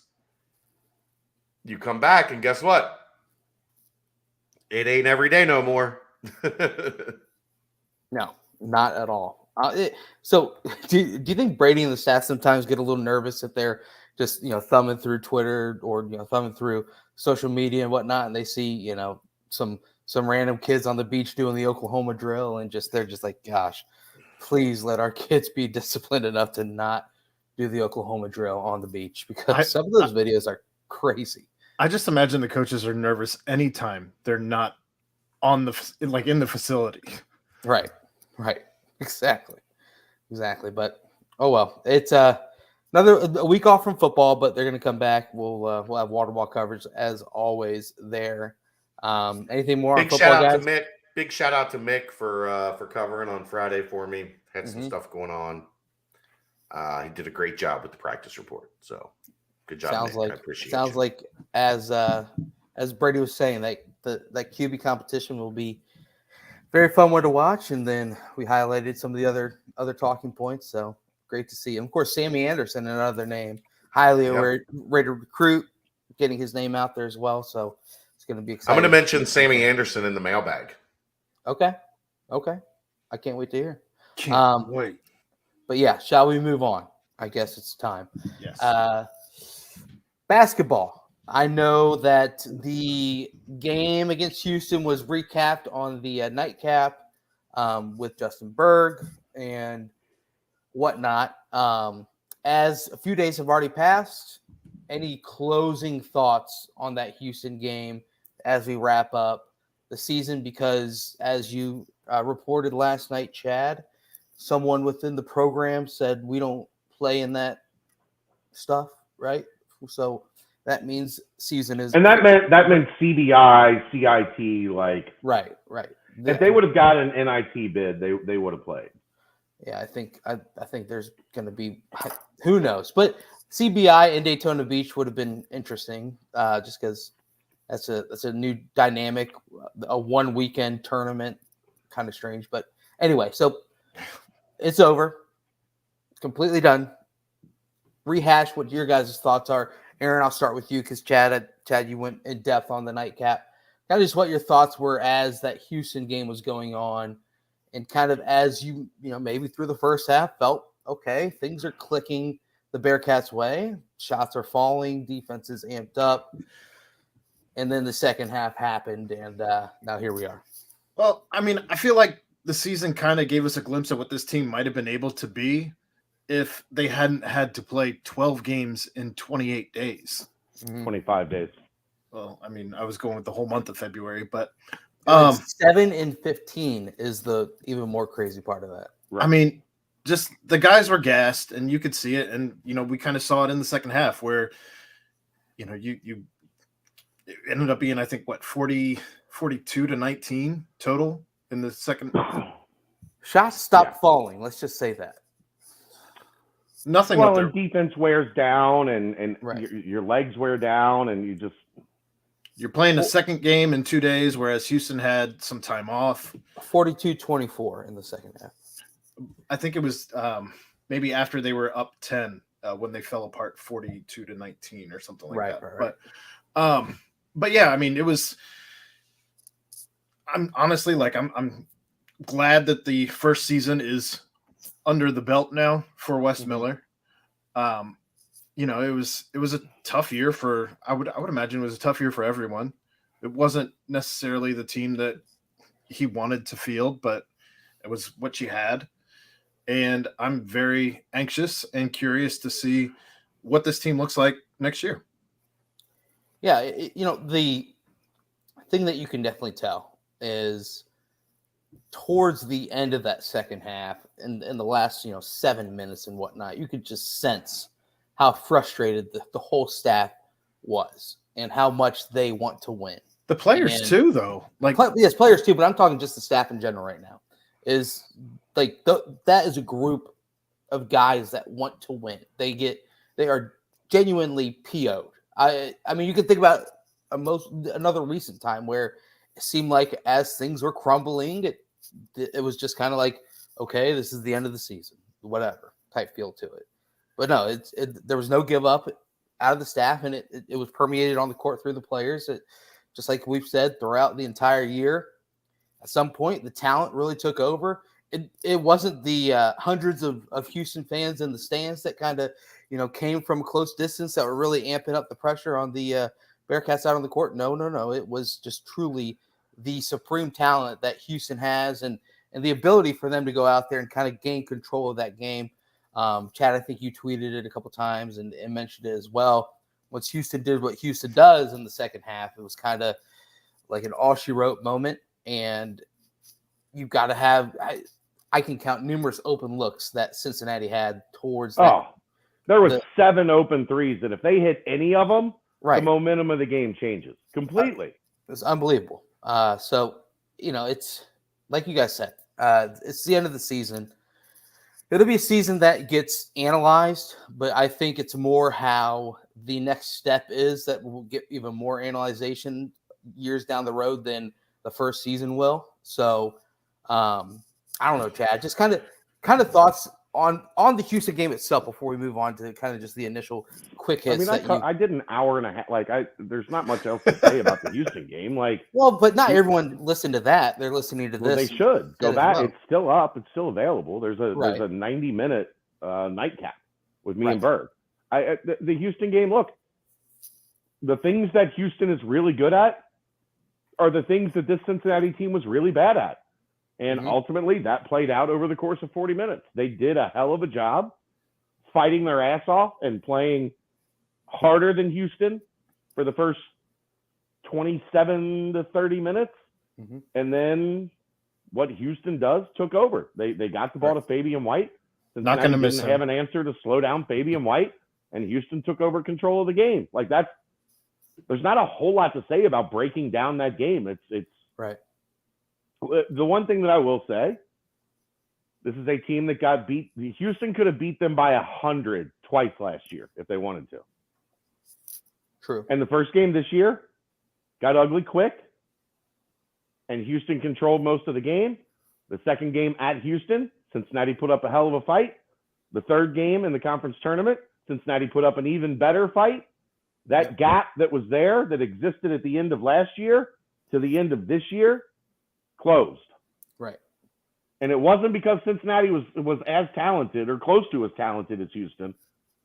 It was because the team played hard, they're well coached, they're bought in, and they played better basketball. Mm-hmm. And that's going to continue. Wes Miller's not going to – that's how Wes Miller wants to play, is like a lot of the way Houston plays, which is a lot of the way Cincinnati used to play, because Kelvin Sampson stole that style from Mick Cronin. So they'll get it taken care of. I'm more interested. Look, it's the off season. I'm not the Houston game. That's the past. That's last season now. Yep. Now that they're not going to another tournament, we get to talk to Wes Miller tomorrow. I'm fascinated to hear what he has to say. Mm-hmm. I'll probably live stream that press conference on my phone on the YouTube channel. I'll go live if you guys want me to, and you guys can check it out for yourself. I'm fascinated to hear what he has to say. So, I think one thing to kind of wrap up the season, the games itself, is just the complete 180 feeling that the fan base has. Imagine if the season ended right after the South Florida game. Imagine if there was some sort of unknown pandemic that hit and there were no games that were played right afterwards. You know what I mean? Sure. Yeah, I get your drift. I'm picking up what you're throwing down. Right, exactly.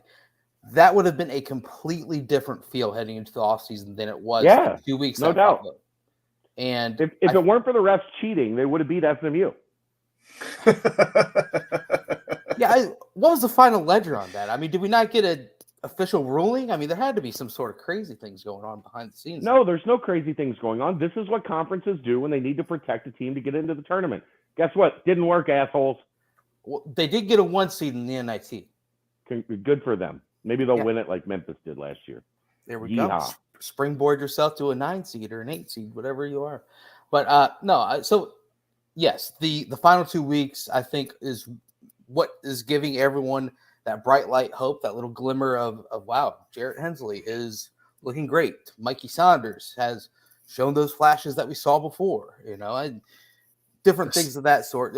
John Newman blowing up in front of our eyes. Especially the eternal optimist. He's definitely eyes wide open now. You should see there's some others that are starting to feel the good feels. I'm just saying you are at the front of that line leading everyone like the Pied Piper. Well, I hope that everyone enjoys it because it sucks on the other side. Yeah, for sure. As I can tell you after the South Florida game. So Drew Swinney, Chad, tell him. I don't think he's at the computer, but Chad, do you know what time the presser is tomorrow for Wes? 3:45. Okay, there you go, Rock Drew. And load. So keep your eyes on the YouTube channel tomorrow at 3:45. I'll live stream Wes's presser. And Chad, you've also touched on the off season as it's obviously underway, but as we mentioned, for the football team, it's spring break, which means it's the same thing for the basketball team. I know you've also mentioned other places that there are some pieces that are not quite in the spring break mode, so keep eyes on. Some guys that are in town, which Right. means that their end of the year evaluations will happen this week, Mm-hmm. and then others will happen when they get back into town next week.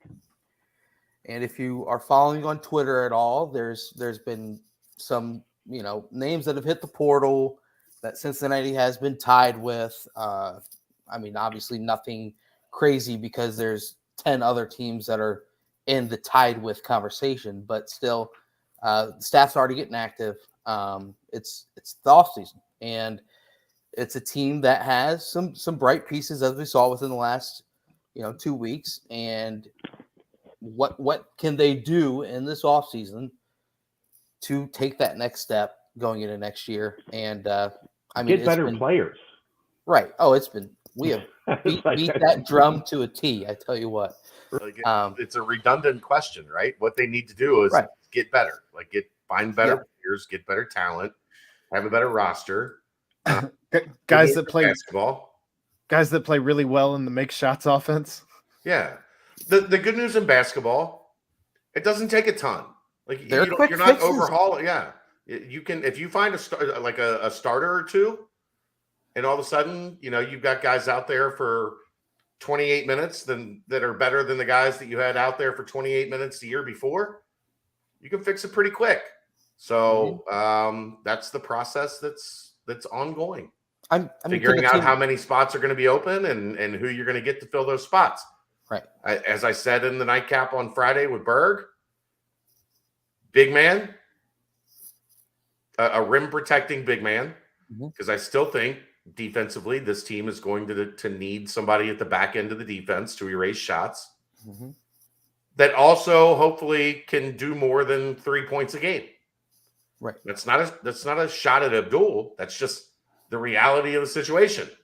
Like if you're going to be out there for 22, 25 minutes a game, going to need you to score more than 3 a night. Like that's how basketball works now.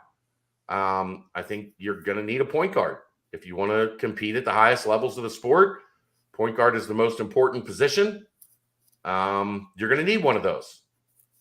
And I think potentially if there's a third, you need to find another wing to add to that rotation.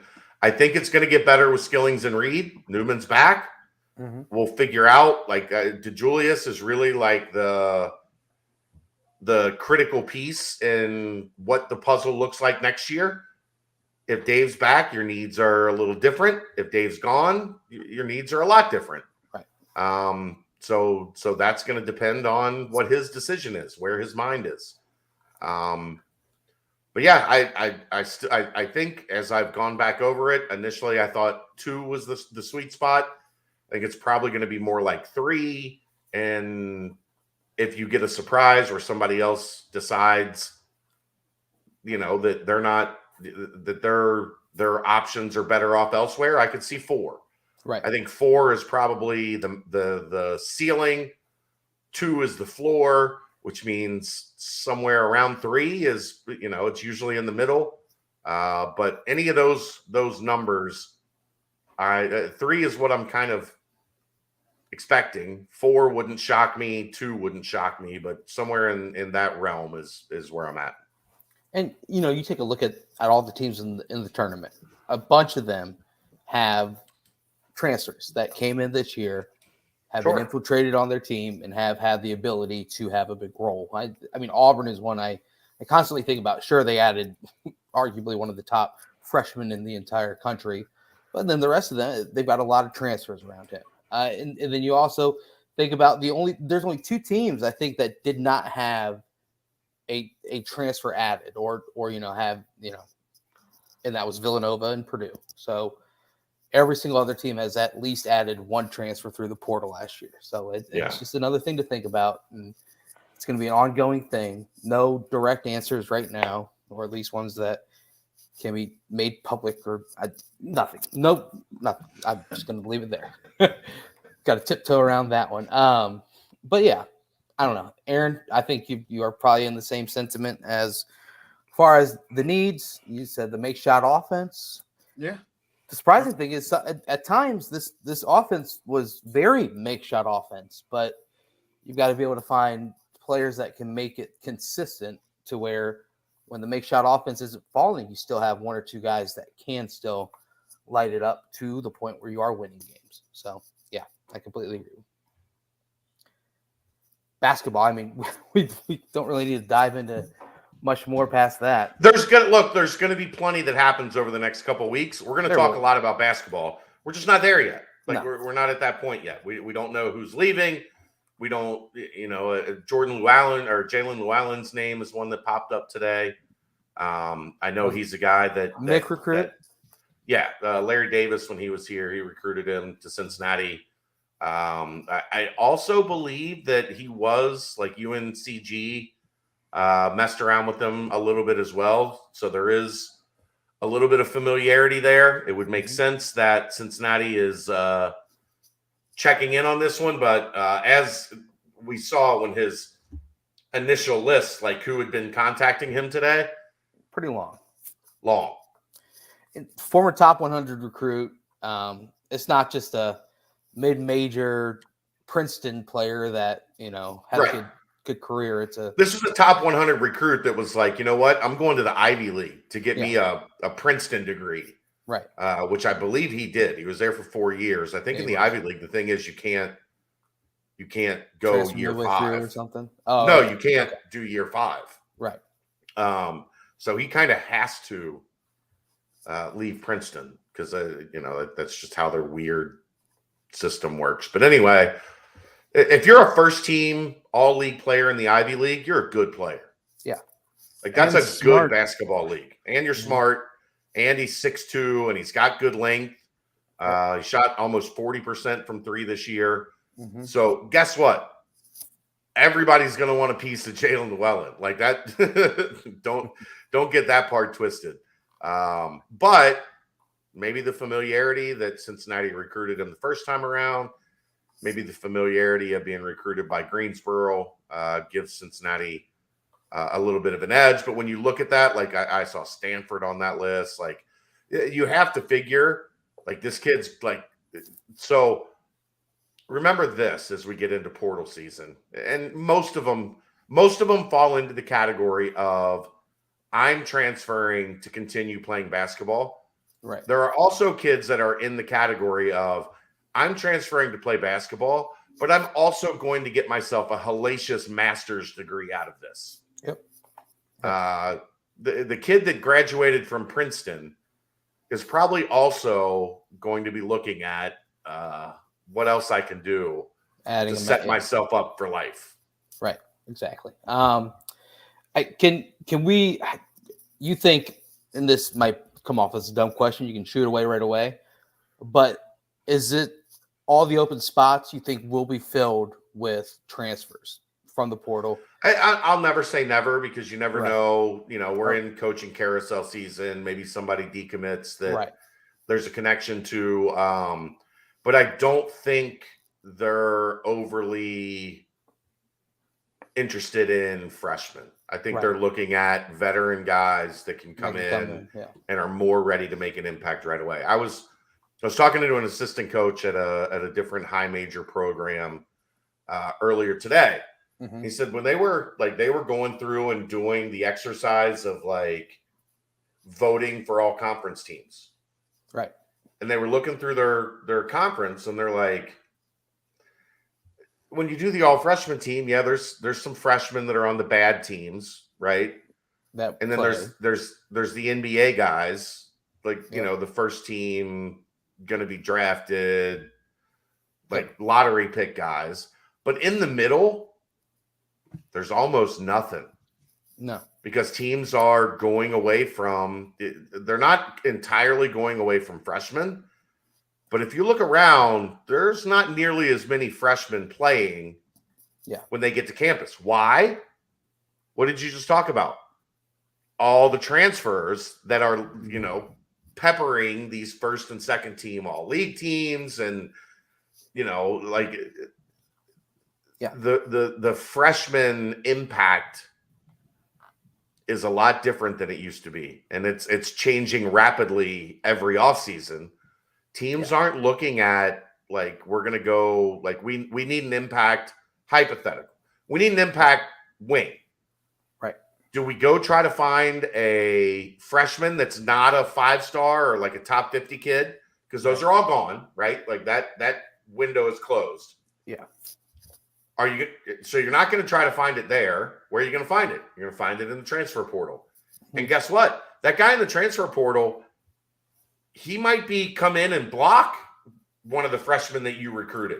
Right. Right. And then now that freshman doesn't get to play his freshman year. Yep. You know where he ends up? He ends up in the transfer portal right as soon as his freshman year ends. So I don't envy coaches at all, man. Like talking to them about how they navigate this, how they kind of try to figure out these new waters has been really fascinating, because some of them are all in on the transfer portal. Some of them are looking at it as an opportunity of, you know what? There's a bunch of high school kids that are good enough that are now kind of being treated as like second-class citizens. Right. Like it's almost like you expect now, go somewhere and then get 2 years of seasoning, and then we'll see where we're at in 2 years when you hit the free agency. And we'll deal with free agency when we deal with it. It's such an interesting change in the sport and a change in the dynamic because it changes the way that all of it happens. Right. So well, it's crazy to think about, because to your point, I used to do this. I used to love to go back and look at top 100 recruiting classes and just prospect rankings and look up their stats their first year on campus. And outside of that top 30 and for the top 50, but top 30, outside of some outliers here and there, it is not much. There are not many stats, not many minutes even. and it doesn't Just take until the second or third year until these top 100 prospects really start to blossom. Just wait until you start looking at that list and no one's on the same team anymore. Right. Like you're looking at top 100 lists and like there's 20 kids still on the same team. Yep. Yeah. It took 3 months for everyone to be like, oh, wow, Cole Swider's on Syracuse and he's killing it. It is crazy. It's absolutely crazy. Ooh, that's a big one. What? Who hopped in? SMU running back Ulysses Bentley entering the transfer portal. That's a two-time All AAC player in 2 years in the league. Very curious. Who's bringing him in? Whew. I don't know. I'm just like when you're talking about the Bearcats still have one more year in this league. That's an interesting loss for SMU, who is obviously dealing with the coaching change and all that stuff. Is he going to TCU? Should we just write that down immediately? Probably. All right. He did a week of spring practice and was like, I'm out. Hey, Sonny, it's Ulysses. Right? Can I come join you? Yes, come right now. All right. Well, all right. Mailbag. Let's do it. Time for the mailbag, Aaron. Time. Fire us up. Hold up. Timestamp. I had to do a timestamp. Timestamp, y'all. Dog. All right. Get a dog sponsor. Go ahead. Yeah. All right. First question. Are we falling behind Ohio State and Malik Hartford's recruitment? Potentially. I mean, you're dealing with the kid going up there and watching spring practice and, look, I think he had a great time at UC spring practice when we saw him there to open spring practice on Saturday, but a lot more bells and whistles when you go to Ohio State, a lot more resources, a lot more to see. I mean, I don't know. I know look, here's the thing you have to remember. I'm sure this stems from one of the Ohio State guys putting in a crystal ball. Do you really think the people that cover Ohio State believe that Cincinnati's any competition in this recruitment? Right. Do you think they believe that they lose any recruit, period? To Cincinnati. To anyone. Well, Alabama, Clemson, like they've been through enough of those dog fights. They know they're going to be a coin flip, right?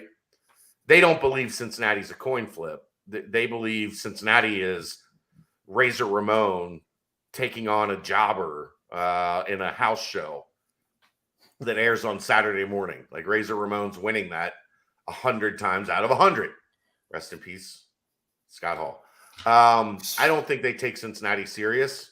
Right. And maybe they end up being right. Maybe Ohio State is too big and too powerful, and they get the kid. But I think Cincinnati still very much, has a puncher's chance in this. And even if he does go to Ohio State, it would be in no reason to Cincinnati not putting their best foot forward, as has been blatantly obvious from all reports. So, all right. With linebacker, the only coaching spot left to fill. That's not necessarily true. I know you said Fick was being involved, but could Kyle Bolden fill that role? Isn't Tressel's the linebacker coach? The sniper coach is what's open. Right. I kind of got the sense they might go outside for that. So we'll see. Remember that was the money that's left behind by Greg Scruggs was a decent chunk that they've got now to play with that they didn't expect to have to play with. Mm-hmm. So we'll see. I know they're not in a rush on that. They're kind of letting spring play out and seeing where they might be able to, if it's that coaching snipers, which really is like you're coaching Ty Van Fossen and Deshaun Pace. Like that's your entire job. And every once in a while you get Leroy in there. Right. Like, oh, wow. Okay. No, he's a nickel now. Like he's not even in your room anymore. They completely moved him? Yeah, he's with the corners. He's with the nickels. Like so beautiful. Yeah, I mean, we'll see. I think they could go a lot of ways. I I don't know that Kyle has officially moved up into like he was a student manager technically because his playing career ended. Right. I don't know when he would have graduated if he's jumped to a GA spot yet. But no, if I had to guess, probably won't be Kyle Bolden because I think they're looking for something else that maybe they could find. I've got a quick side question to this. Is there necessarily even a timetable for like a hiring of a position like that? There's no like deadlines or anything, right? Or is it kind of especially because like Luke is like sliding down and coaching linebackers now, right? Like, you know, he's actually relishing in like, oh, there's an opportunity for me to like have my own thing, right? So no, they're not in like a huge rush, and you're already. If there was going to be a rush, it would be to get somebody in before spring ball started, right? Right, exactly. Right. Yeah. And we're not there yet. Because then after that, we're not like spring started. Like we're already fall. Then would be before summer. Like you'd like to get probably somebody in there recruiting fairly shortly after spring ball is complete, and get moving in that direction. All right. I read in Mick's article today that Coach Hitchler was doing the defense being a 2 defensive back, 3 safety scheme. Is this a result of helping with young cornerbacks? How is the battle for cornerback looking? It's a result of I think they consider the dollar a safety, because they play a lot in coverage. Like it's considered in their terminology like a box safety or a third safety on the field. How's the battle for corners looking? We're early. The 4 practices. It's early. I thought the first 2 days, the offense got the best of them. I thought when the pads went on, they looked a little better. There's been a lot of movement. If you're looking at the practice reports, they're trying and getting on tape a look of everybody that's in contention in all of the spots. The names are the names that we've been reporting for weeks now. They're just making sure we have everything possible on tape to sit down, evaluate, and when it's time to make this decision, and I think that's the way you have to do it, right? Like, agreed. So it's getting there. I just wouldn't read too much into a 3 safety scheme, because from the start, like that's kind of what that sniper position has always been. I mean, if you remember, the first one was Malik Clemens, who moved down from safety into that spot. So it's a big safety, small linebacker, kind of like that's how they look at it. All right. After Jason Kelsey's national anthem tonight, could we get UC to have Juwan Briggs sing the anthem to open the season in September? Ooh. I think it would be like, so Kelsey sang it at a Sixers game. It was delightful. A little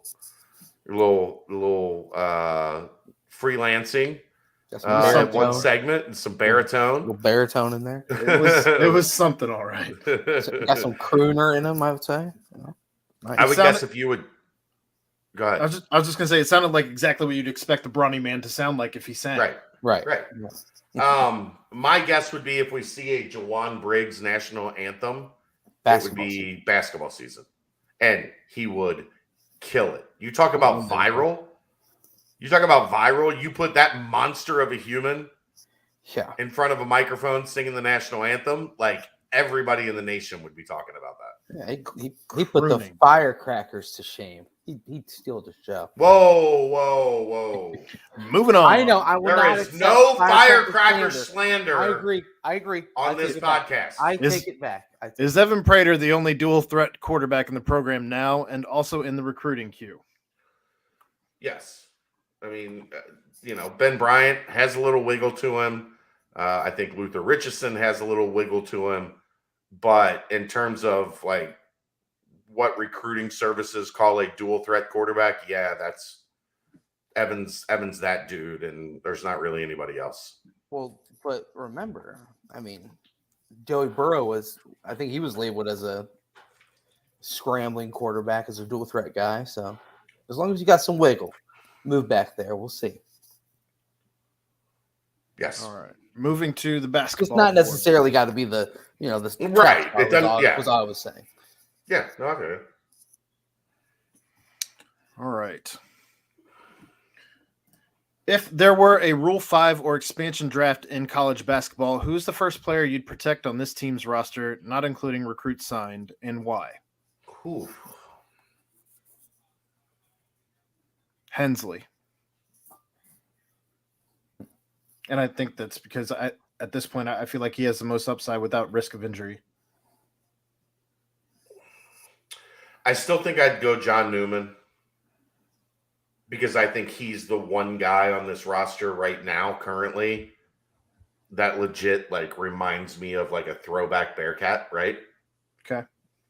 And I think that is important, even if it's just for one more season, to continue to build and set and establish the culture of this is what it looks like to play here, right? Mm-hmm. I think John Newman is critical for that. I think Hensley's a good pick. I think Vic would be a good pick. But I think he just worries so much about the injuries. But his man. injuries now, yeah. Right. But I'm going Mikey Saunders. Mikey Saunders Jr. I just think his speed, obviously, we mentioned that it is elite.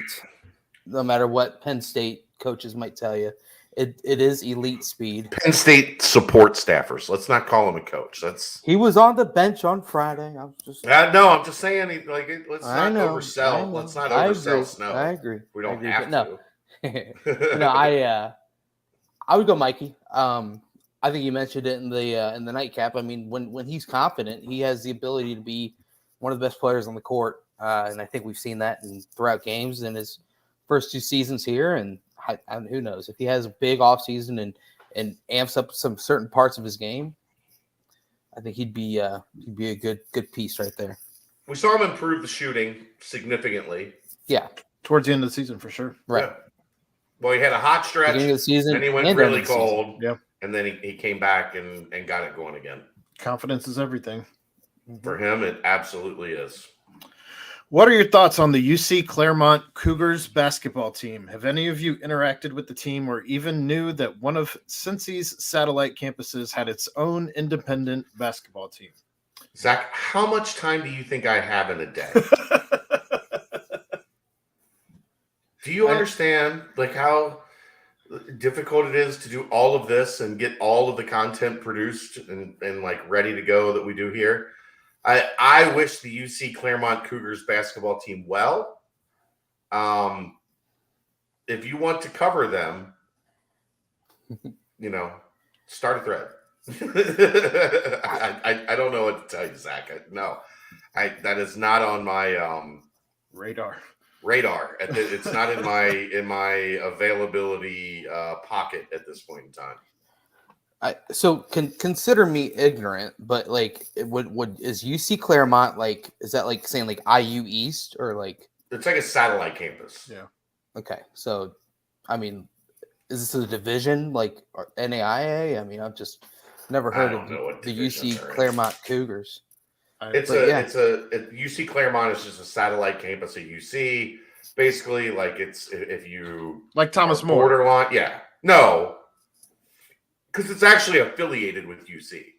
Okay. Harmony in terms of credits, transferring, no, not like Harmony Prep either. In terms of credits transferring, I know, but you can go there and get your associate's degree. Your credits will transfer to UC. Okay. It's kind of a way to take the load off of admittance. I don't want to get too deep into because I'm not overly familiar, but if you're borderline getting into UC, maybe you go to UC Claremont for 2 years, prove with your grades and your performance that you're big time, and then you go to UC and you get your associates or you get your bachelor's degree. JUCO Ivy Tech Bloomington coming over to IU. I got you. Sure. All right. Sure. Hensley was nursing his offhand / thumb in the tournament game. Was that all year and he just gutted it out? Not to my knowledge. Yeah, I think that was the first I realized it. It was something later in the year. Like I don't know exactly when it became an issue, but it wasn't an all-year thing. The all-year thing for him, like we just talked about with Mikey, confidence. I talked about this several times with Jarrett. I think for the first 3 quarters of the season, he was just trying not to screw up, right? He was trying to come in, give the best 3 minutes he could, and keep it moving for when, Newman came back in to replace him. Mm-hmm. He was trying not to, like, he was in this mindset of just go in and, not give up 10 points in the 3 minutes that you're in there. As the season wore on, he got a little bit more confident, got a little more, energy and belief in what he was able to do when he was on the court.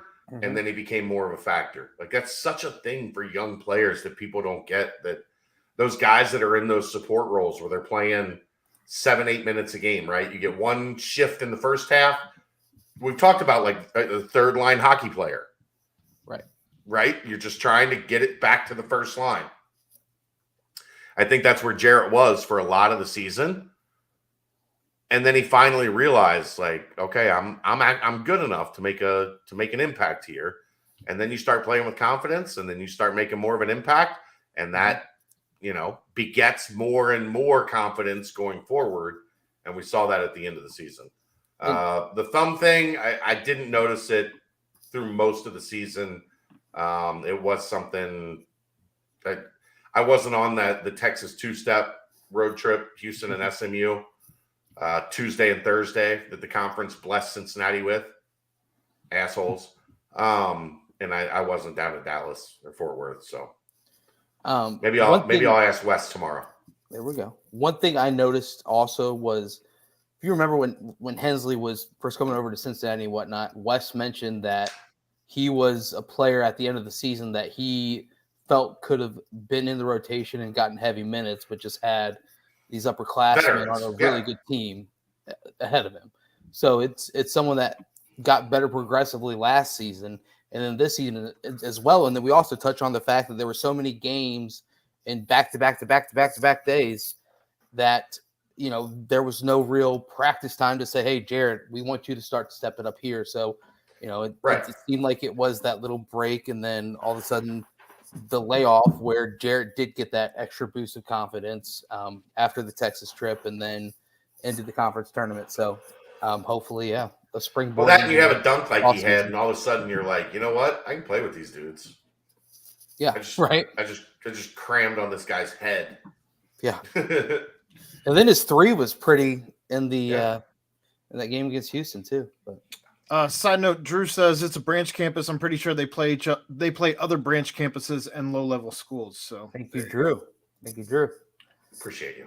All right. UC has had 5 teams that have failed to make the NCAA tournament, the NIT, or win a conference championship since the shoe opened: 07, 08, 09, 21, and 22. Rank these teams. Whew. This is tough. 07 and 08 are like 2 completely diametrically opposite teams. Because if you remember, 07 started out really good in Mick Cronin's first year. They beat Xavier. They were really good in the non-conference, and then they went into the Big East schedule and they got destroyed. Mm-hmm. 08 stumbled out of the gate, really struggled in the non-conference, and then in conference they held their own in Big East play.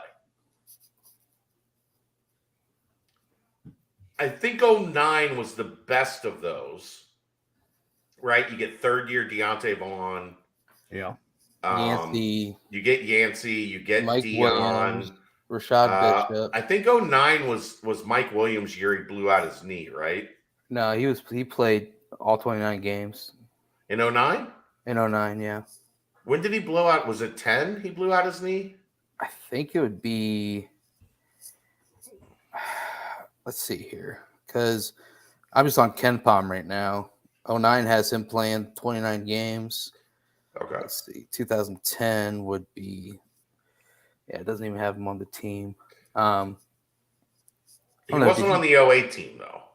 Yeah. I think it was 09 and 10 were the 2 years he was here, or he blew out his Achilles, I think it was. Yeah. Man.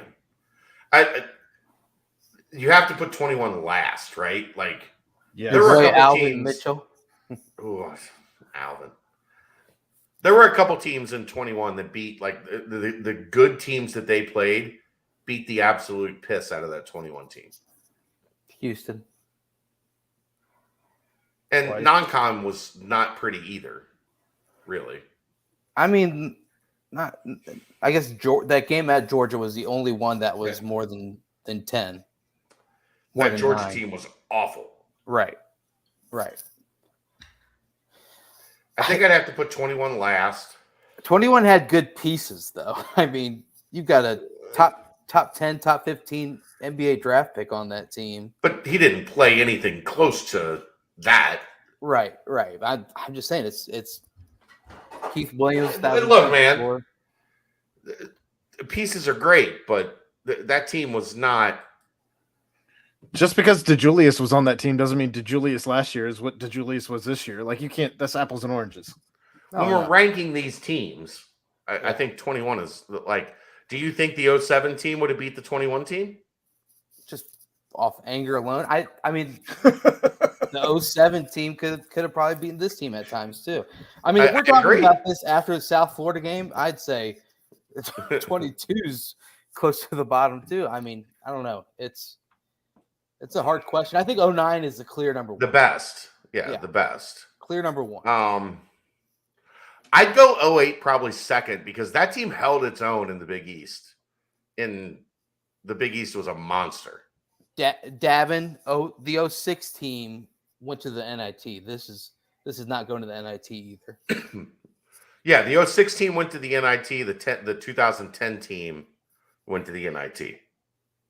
Yeah, with White and Hicks and man, Devin Downey, Jihad Muhammad. What a team. Yeah, so 06 and 10. 10 had Lance, Vaughn, Bishop, Yancey, Cash. Like, and the 09 team, remember, like, Cash blew his knee out the first day of practice. Yeah. Like, that 09 team would have been significantly better even with if Cash had stayed and might have or stayed healthy and might have even been a tournament team. So 09, 08, 1 and 2. The real question of this is 22 and 07. I mean, pretty crazy is this. So 07 finished 141st in KenPom. Yeah. I mean, they did have the Xavier win. They beat NC State and Miami of Ohio. Also beat West Virginia in overtime, but man, they really stunk it up. 2-14 in the Big East, but obviously the best conference in the history. 08 was 102nd was what they finished at. 86 for the 09 team. 2021, 116. And then 2022, obviously the season's not over, but they're at 101 right now. 09, 08, 22, 07, 21. That's my ranking. There it is. And 2022 and 2007 would have been close. Like, I think 22 would win 6 of 10.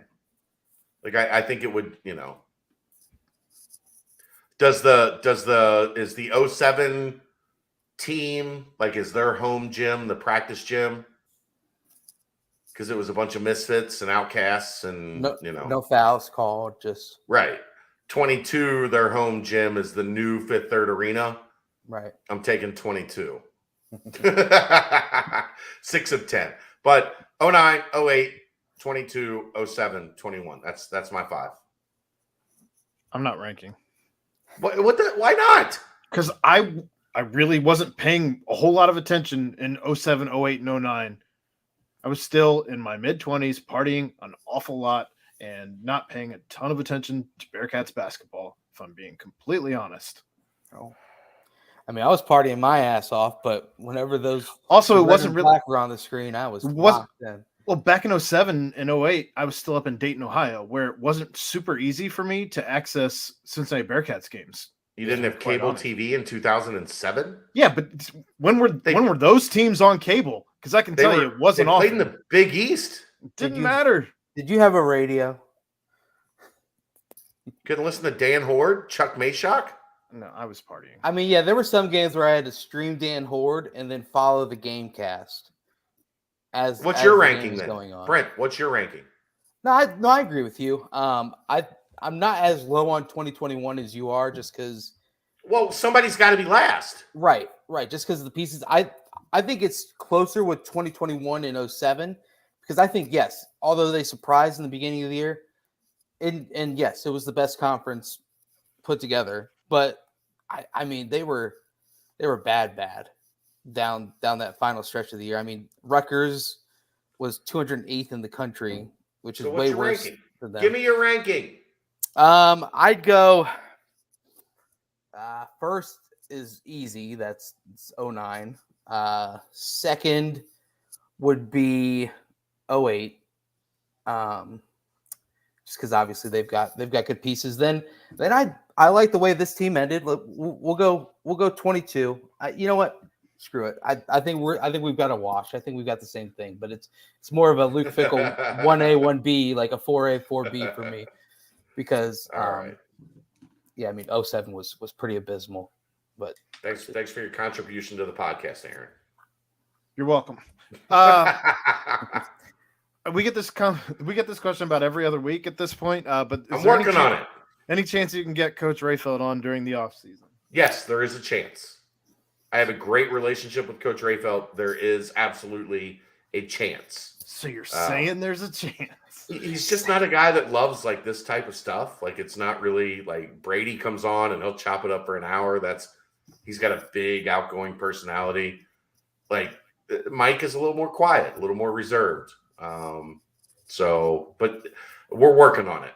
There is very much a possibility that Coach Rayfeld will be on during the offseason. Yes. All right. This is quite a question. Green and Collier recruitment. Would staff take a Green commitment today, knowing it would take them out on Collier? Any thought on how staff weighs possibility? Collier may be great here for 1 year, but then off to the NBA, whereas Green perhaps is good or great for 3 to 4 years at UC. More general, how do staffs handle situations similar when they're recruiting two guys hard for one spot? First to commit gets it?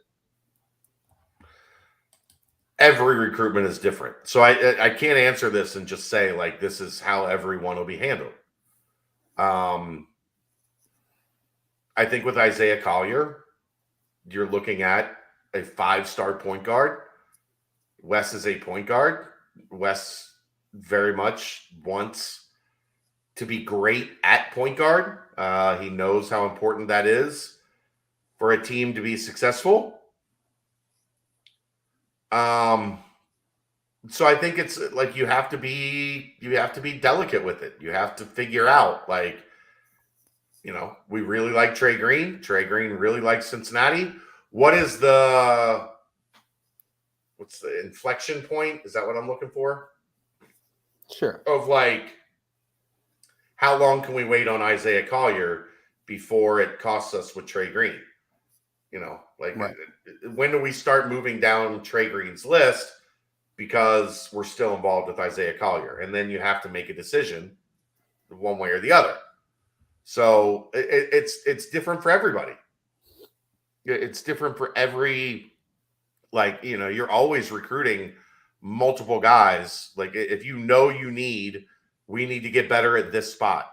You're not recruiting one guy unless we've got this one. It's a done deal. Right. Neither of those spots are in that point. I think both of them want to play through the spring and see where they're at as they go into the summer. So you do the best you can to figure out,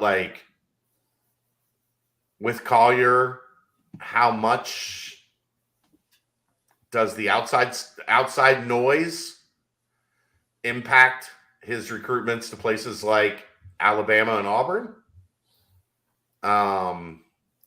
It's a delicate situation in one like this, and it's one that that's what the coaches get paid the big bucks for. How about Miss Rayfeld? The ratings would go through the roof, and that's Miss Jessie and Mr. Jesse, actually. Does that have to be what? PTP? A bunch of Bengals talk on there? Oh, we could get Elise on for PTP without question. Elise and I have always had a great relationship. Love Elise to death, and would love to have her on at some point. Plenty going on right now with Bengals to have that talk over there on PTP. Yeah, I had one last question in regards to this. Have you heard like the professional route? Is that a possibility at all for Collier that you've heard of? It seems as if not that I've heard of to this point. He's a pretty he's a kid that's got at least somewhat of a focus on the academic side of things. Right. Good family, good base, understands the importance of at least starting your college education. Mm-hmm. So that is not something with him that I have heard, prominently. Right. Everybody wants to ask me about Bryson Tiller, right? If you don't know who Bryson Tiller is, yep. 5-star freshman, plays on the same high school team as Josh Reed. Mm-hmm. I think there's a better chance Aaron plays college basketball than Bryson Tiller. Can't wait. I still have 4 years.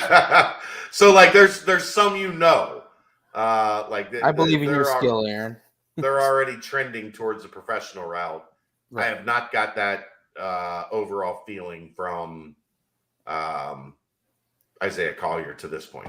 Right. I still have 4 years of eligibility. Now, one of these, overtime elite or whatever, the G League Ignite, they come in with a $500,000 a year, 2-year deal. Kroger better call right away. I'll tell you what. Right. Well, the crazy thing is a lot of those are especially with Ignite or overtime elite, they're happening when these kids are juniors, right? So going into their senior year, they're saying, we'll give you $500,000 for your senior year, $500,000 for the year you're supposed to be in college. And you get $1 million bucks. We'll get you a Puma scholarship. How about that? You like New Balance? Pumas. I like Pumas. Pumas ain't terrible. Pumas kind of comfortable. They aren't bad. Cool. Initial Final Four picks, and who's your sleeper? Aaron, I want to hear yours. I barely even looked at the damn bracket. I would agree, but I at least had this ready. I'm going to go Arkansas. Ooh. I don't agree with that one. Yeah, that's because you hate him. No, I don't hate. It's got nothing to do with him. I don't know that they struggle mightily at times on offense. UCLA. Okay. Arizona. And Kansas.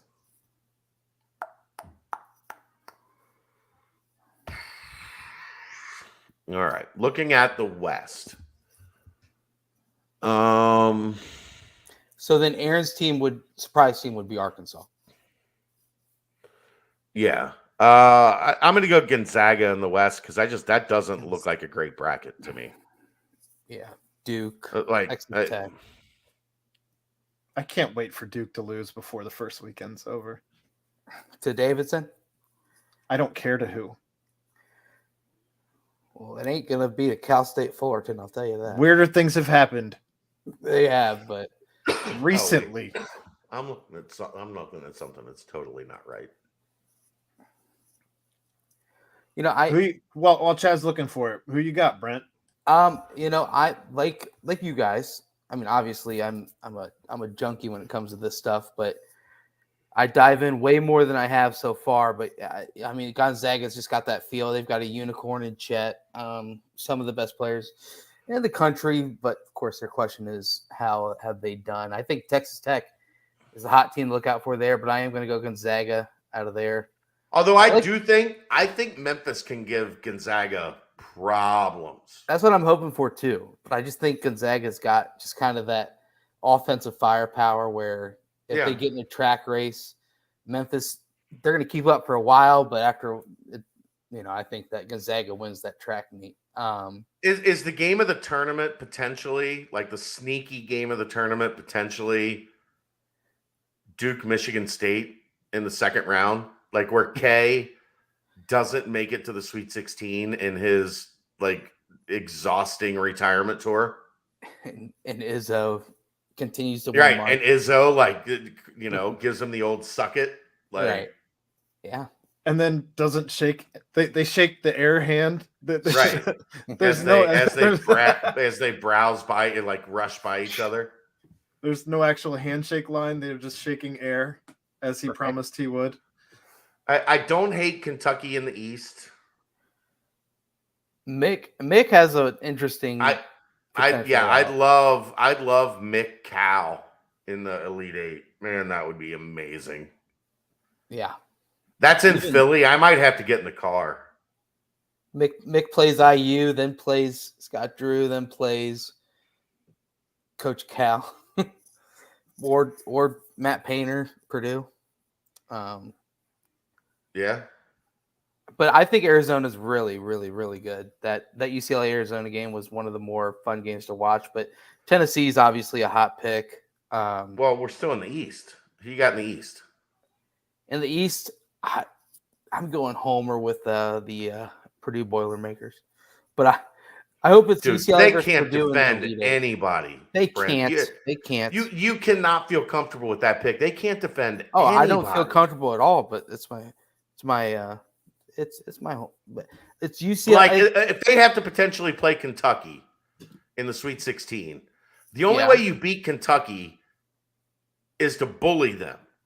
Right. And to make them play like Tennessee made them play, where they beat the hell out of them, and Kentucky couldn't score. Purdue can't do that. We are quickly approaching 2.5 hours. Okay. Great. Well, they asked the damn questionnaire. Do you got somewhere to be? No, just the nightcap. I like UCLA. There we go. Just because of Mick. South. Your pick down there? I'm going to go Kentucky, I think. I think Kentucky's the best team in that region.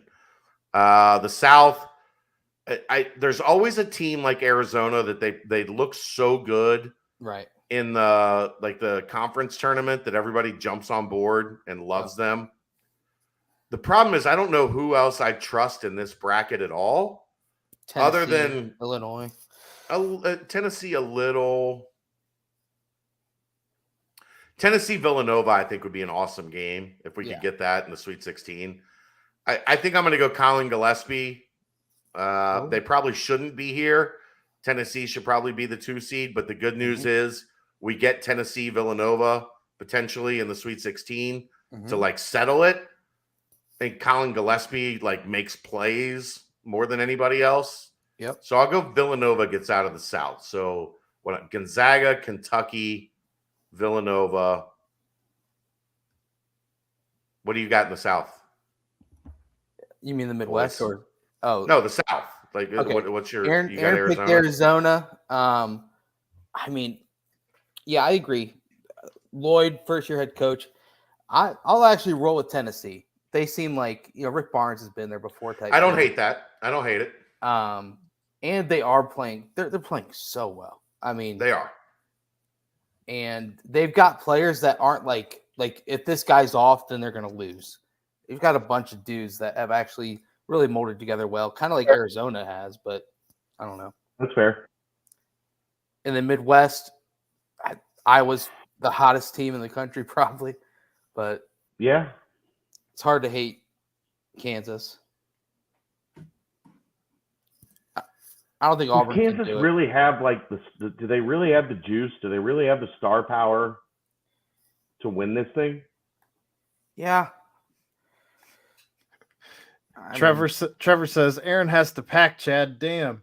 Actually, it's the unpacking. Most of the stuff's here in Athens, but yeah, he's already packed. We already went. He already missed Friday and Saturday night. He win. You know who was here working his ass off Friday and Saturday night? This guy. If you're working Aaron with, was packing. if you're working with Berg, are you really working your ass off, or are you just having fun? I mean, a little of both. A little of both.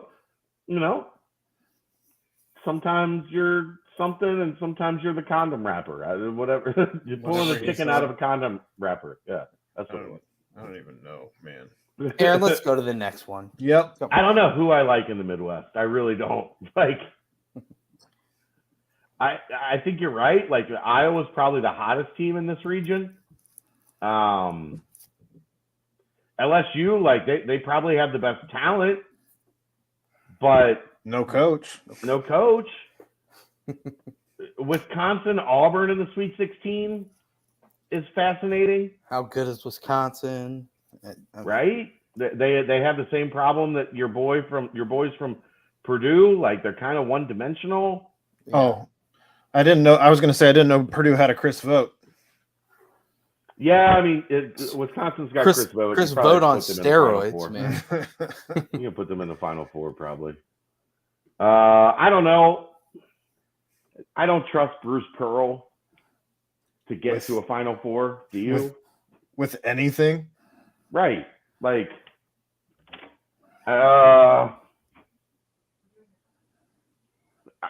do you trust? I guess the question is, how much do you trust Kansas? Because I don't love really much of the rest of this region at all. Well, I trusted them enough to put them number one. So, moving on. You got them winning? But no, I mean in the region. Okay. So, all right. What? T-Win says, "Crack that whip, Chad." All right. What's the very best 5-man hoops lineup the Bearcat football team could put on the floor? Who would be the sixth man? All right, I've got 5. Well, I think we've done this before. Well, with last year's team. Okay. Well, now we got a new team. Prater's still going to be the best player on the team. Without maybe. Shimon, Prater. Yeah. Shimon and Evan are my captains for sure. Sammy played for a state championship, right? I was going to say we had Sammy on. Would win a state championship. We had Sammy on the last team. Yeah. Javon Hicks was trending towards being like a legit basketball recruit before he decided on football. So my perimeter: Evan, Sammy, Hicks, Shimon, and then Luke Collinsworth was really good at basketball at East Central. Yep. And he's 6'7", 315 pounds or whatever, 320 pounds. I'll take that as a 5. Yeah. So that's my 5. 6 man? That's where it gets a little more difficult, right? You want scoring off the bench? You want leadership? Do we know if Mardner played or if Blue Smith played? Okay, yeah. Or... Blue Smith was played. Blue Smith played for sure. Okay. Blue Smith was a borderline top 100 basketball prospect. There you go. Wiley. Yeah, Wiley would goon it up for you, I think, for sure. Like, if you're gonna bring somebody in to talk shit and like get in the opponent's heads, Wiley's your pick. Bruise and throw down an angry dunk. Wiley. Right. Mardner's interesting. We'd have to figure out more about Nick Mardner's basketball background. Mm-hmm. Who do we think could shoot? Like, I don't know that any of these guys could shoot. Well, Blue, if he was a top 100, right? Huh? Blue, if he was top 100, right? That doesn't mean he can shoot. Like, just based on Brady Lichtenberg had a flamethrower from 3. All right, then Lichtenberg is my bench guy. Oh, what about Luther? I don't know if Luther's played basketball. I don't either. Well, I'm picking guys that I know had some basketball. I just imagine in their background. His dad would have him in tip-top shape. Yeah, that means he's not playing basketball. That means he's in the gym. He's in the weight room, not the basketball gym. Next. Fun question, always. Always. In the last 30 years, who are your top geez. 5 scoring guards when you need a bucket? Who's it going to be? 30 years? Are we considering Logan a scoring guard or a point guard? Scoring. Scoring. Okay. Logan, SK, Jaren.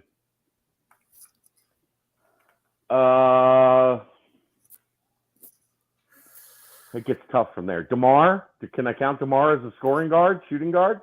Yeah. Yeah. I say DeMar? no. I don't think you can. Wing. Yeah. Why? Because we didn't have a wing position back then. It was you played point guard, shooting guard, small forward, power forward, center. He was shooting guard. He was coming out at the 2? Yeah, they had Pete Michael. I thought he was coming out at the 3. I don't think he was coming out at the 2. He was a 3. KSAT. What was that starting Steve five? Logan. Satterfield. Logan wasn't a starter on that team. What was the starting 5 for that team?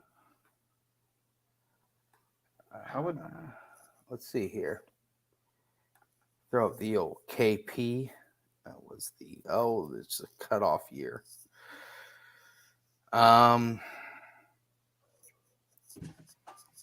It was KSAT. all I'm saying is I don't think he was a guard. I think he was a forward. I think you're dead wrong. I think that was the whole DeMar changed basketball. He was a 6'9" guard. Alrighty, here we Like go. DeMar was Kevin Durant before Kevin Durant. Let's see here. So also a 3. Durant was also 4 inches taller than DeMar. Trying to see here. Well, they don't have games started, of course. Yeah, it would be between. I think DeMar was out. Obviously, he was starting. I don't know if it was at the 2 or at the 3. Pete Michael was the 3, right? He was the 4 with Kenyon. Who was the 3? Who were the 2 wings? Well, no, it was actually Fletcher probably started with Bingo. Kenyon. Which Fletcher was the 4. Then Pete Pete Michael was the 3. DeMar was the 2. Kenny Satterfield at the 1. Right. So DeMar was the scoring guard. So I've got Logan. I've got Kilpatrick. I've got Cumberland. I've got DeMar. The 5th one is tough. Throw out a wild card. Okay. Tony Bobbitt. But then you get into like Durden, Burton, Right. Bobbitt, Field. Field. Field was the best shooter of all of them. But I'm saying if I need a bucket, and it's crunch time, I'll draw up a play for Tony Bobbitt. Okay. I don't know who I'd take at 5. 5 is really hard on this like exercise. Jason K saying Jermaine Tate was the 4, DeMar was the 2. Okay, Tate was the 4. Tate or Fletch, one of them. Like, yeah. Right. DeMar was the 2 on that team because Pete was the 3. Mm-hmm. I'm confident in that. I just didn't remember who started at the 4. All right. It was reported Oresco and Cunningham met to discuss buyout numbers for a 23 entrance to the Big 12. Is basketball recruiting for 23 crucial to be in the Big 12? Yes. Next question. What coaches are still coaching out of the FBI scandal, and why is it taken until this year for things to happen? Will Wade, Sean Miller, who's next? 2023 Xavier head coach. Well, Frank Martin was in South Carolina was in that, so Frank Martin is now out. One tournament appearance, 1 Final Four. Why is it taking so long? Because it was an FBI investigation. Like the NCAA has no jurisdiction to jump an FBI investigation.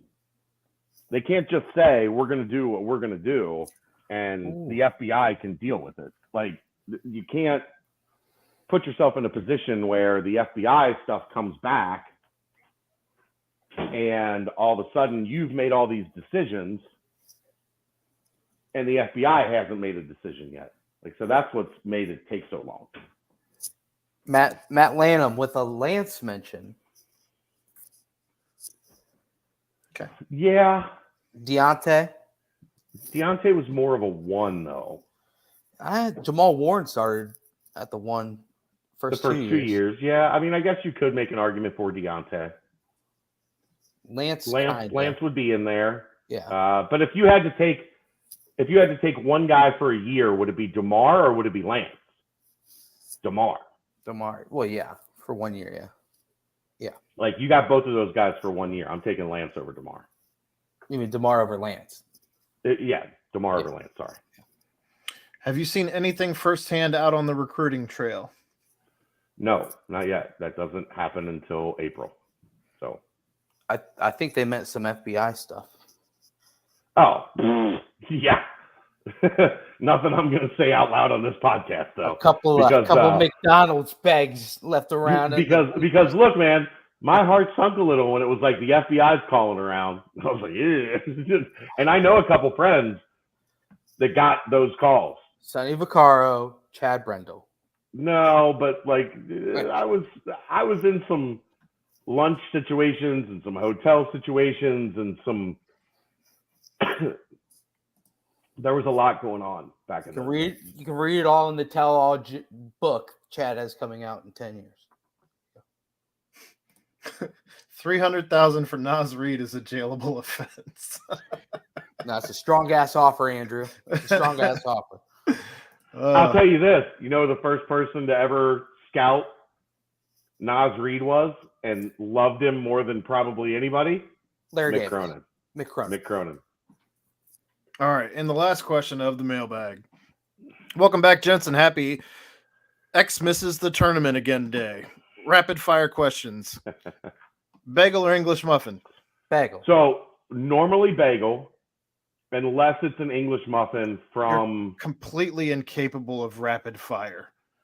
Unless it's an English muffin from Blue Oven Bakery. That's all. Bagel. That's it. Normally a bagel, but if it's a Blue Oven Bakery English muffin, I pick that because those are orgasmic. Bagel. Sausage patties or links? Patties.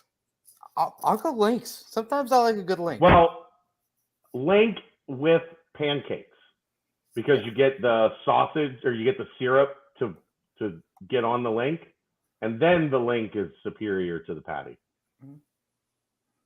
Just caveats for rapid fire every time. Snickers or Twix? Snickers. Twix. I'm a Twix guy. You know what's depressing at the radio station? Nobody eats Twix, so every time I get a Twix from the vending machine at the radio station, they've been in there for like 3 months, and they're not good. And I'm like, who the fuck doesn't eat Twix? It's a vending machine with candy in it. Is Aaron still alive? I heard quite a few gunshots Sunday afternoon, and I fear that I missed my shot at him. Yeah, I'm still here. He's here. P.S. When Brent finally gets married, will it be an open bar? Follow-up question. Can I be Chad's +1, or is that reserved for fake John Gomel? Skins, if one of you assholes are plus question. Well, Skins, that might have been the dumbest question ever. Of course it's an open bar. It's an open bar. Jesus the unfortunate part is it's going to be in like Australia, so neither of us are going to be able to go because that's insane. Got BCJ money. Come on. Exactly. I have BCJ money. He doesn't. And if one of you two assholes are my +1, something's gone horribly wrong. Well, that's the mailbag. Ooh, wow. Marathon, guys. Marathon. We sprinted our marathon. Anything in closing, guys? Anything in closing? Bye. Look, when you have Brady on for an hour and 15 minutes, this is going to happen. Oh, Brady's great. I wouldn't trade him for nothing. Next week, we get Marquise Copeland, Super Bowl champion. And potentially the person in line between Ethan Green and Luke Fickell on the wrestling mat. Buy tickets now. Pay-per-view. Sponsored by BCJ and Danco Transmission. But you know what, guys? Fantastic BBP. Special thanks to Brady Collins. Special thanks, of course, as always, to Danco Transmissions. Yet again, for my broadcast buddies, my partners, Aaron Smith and Chad Brendel. I am Brent Young. This is another great BBP. I'm going to make an executive decision. Yes, ready. Aaron, We're not doing a nightcap tonight. We did one all weekend. Tonight's our day off. Cool. We'll see So you get one Tuesday last on the see ya. nightcap. See ya.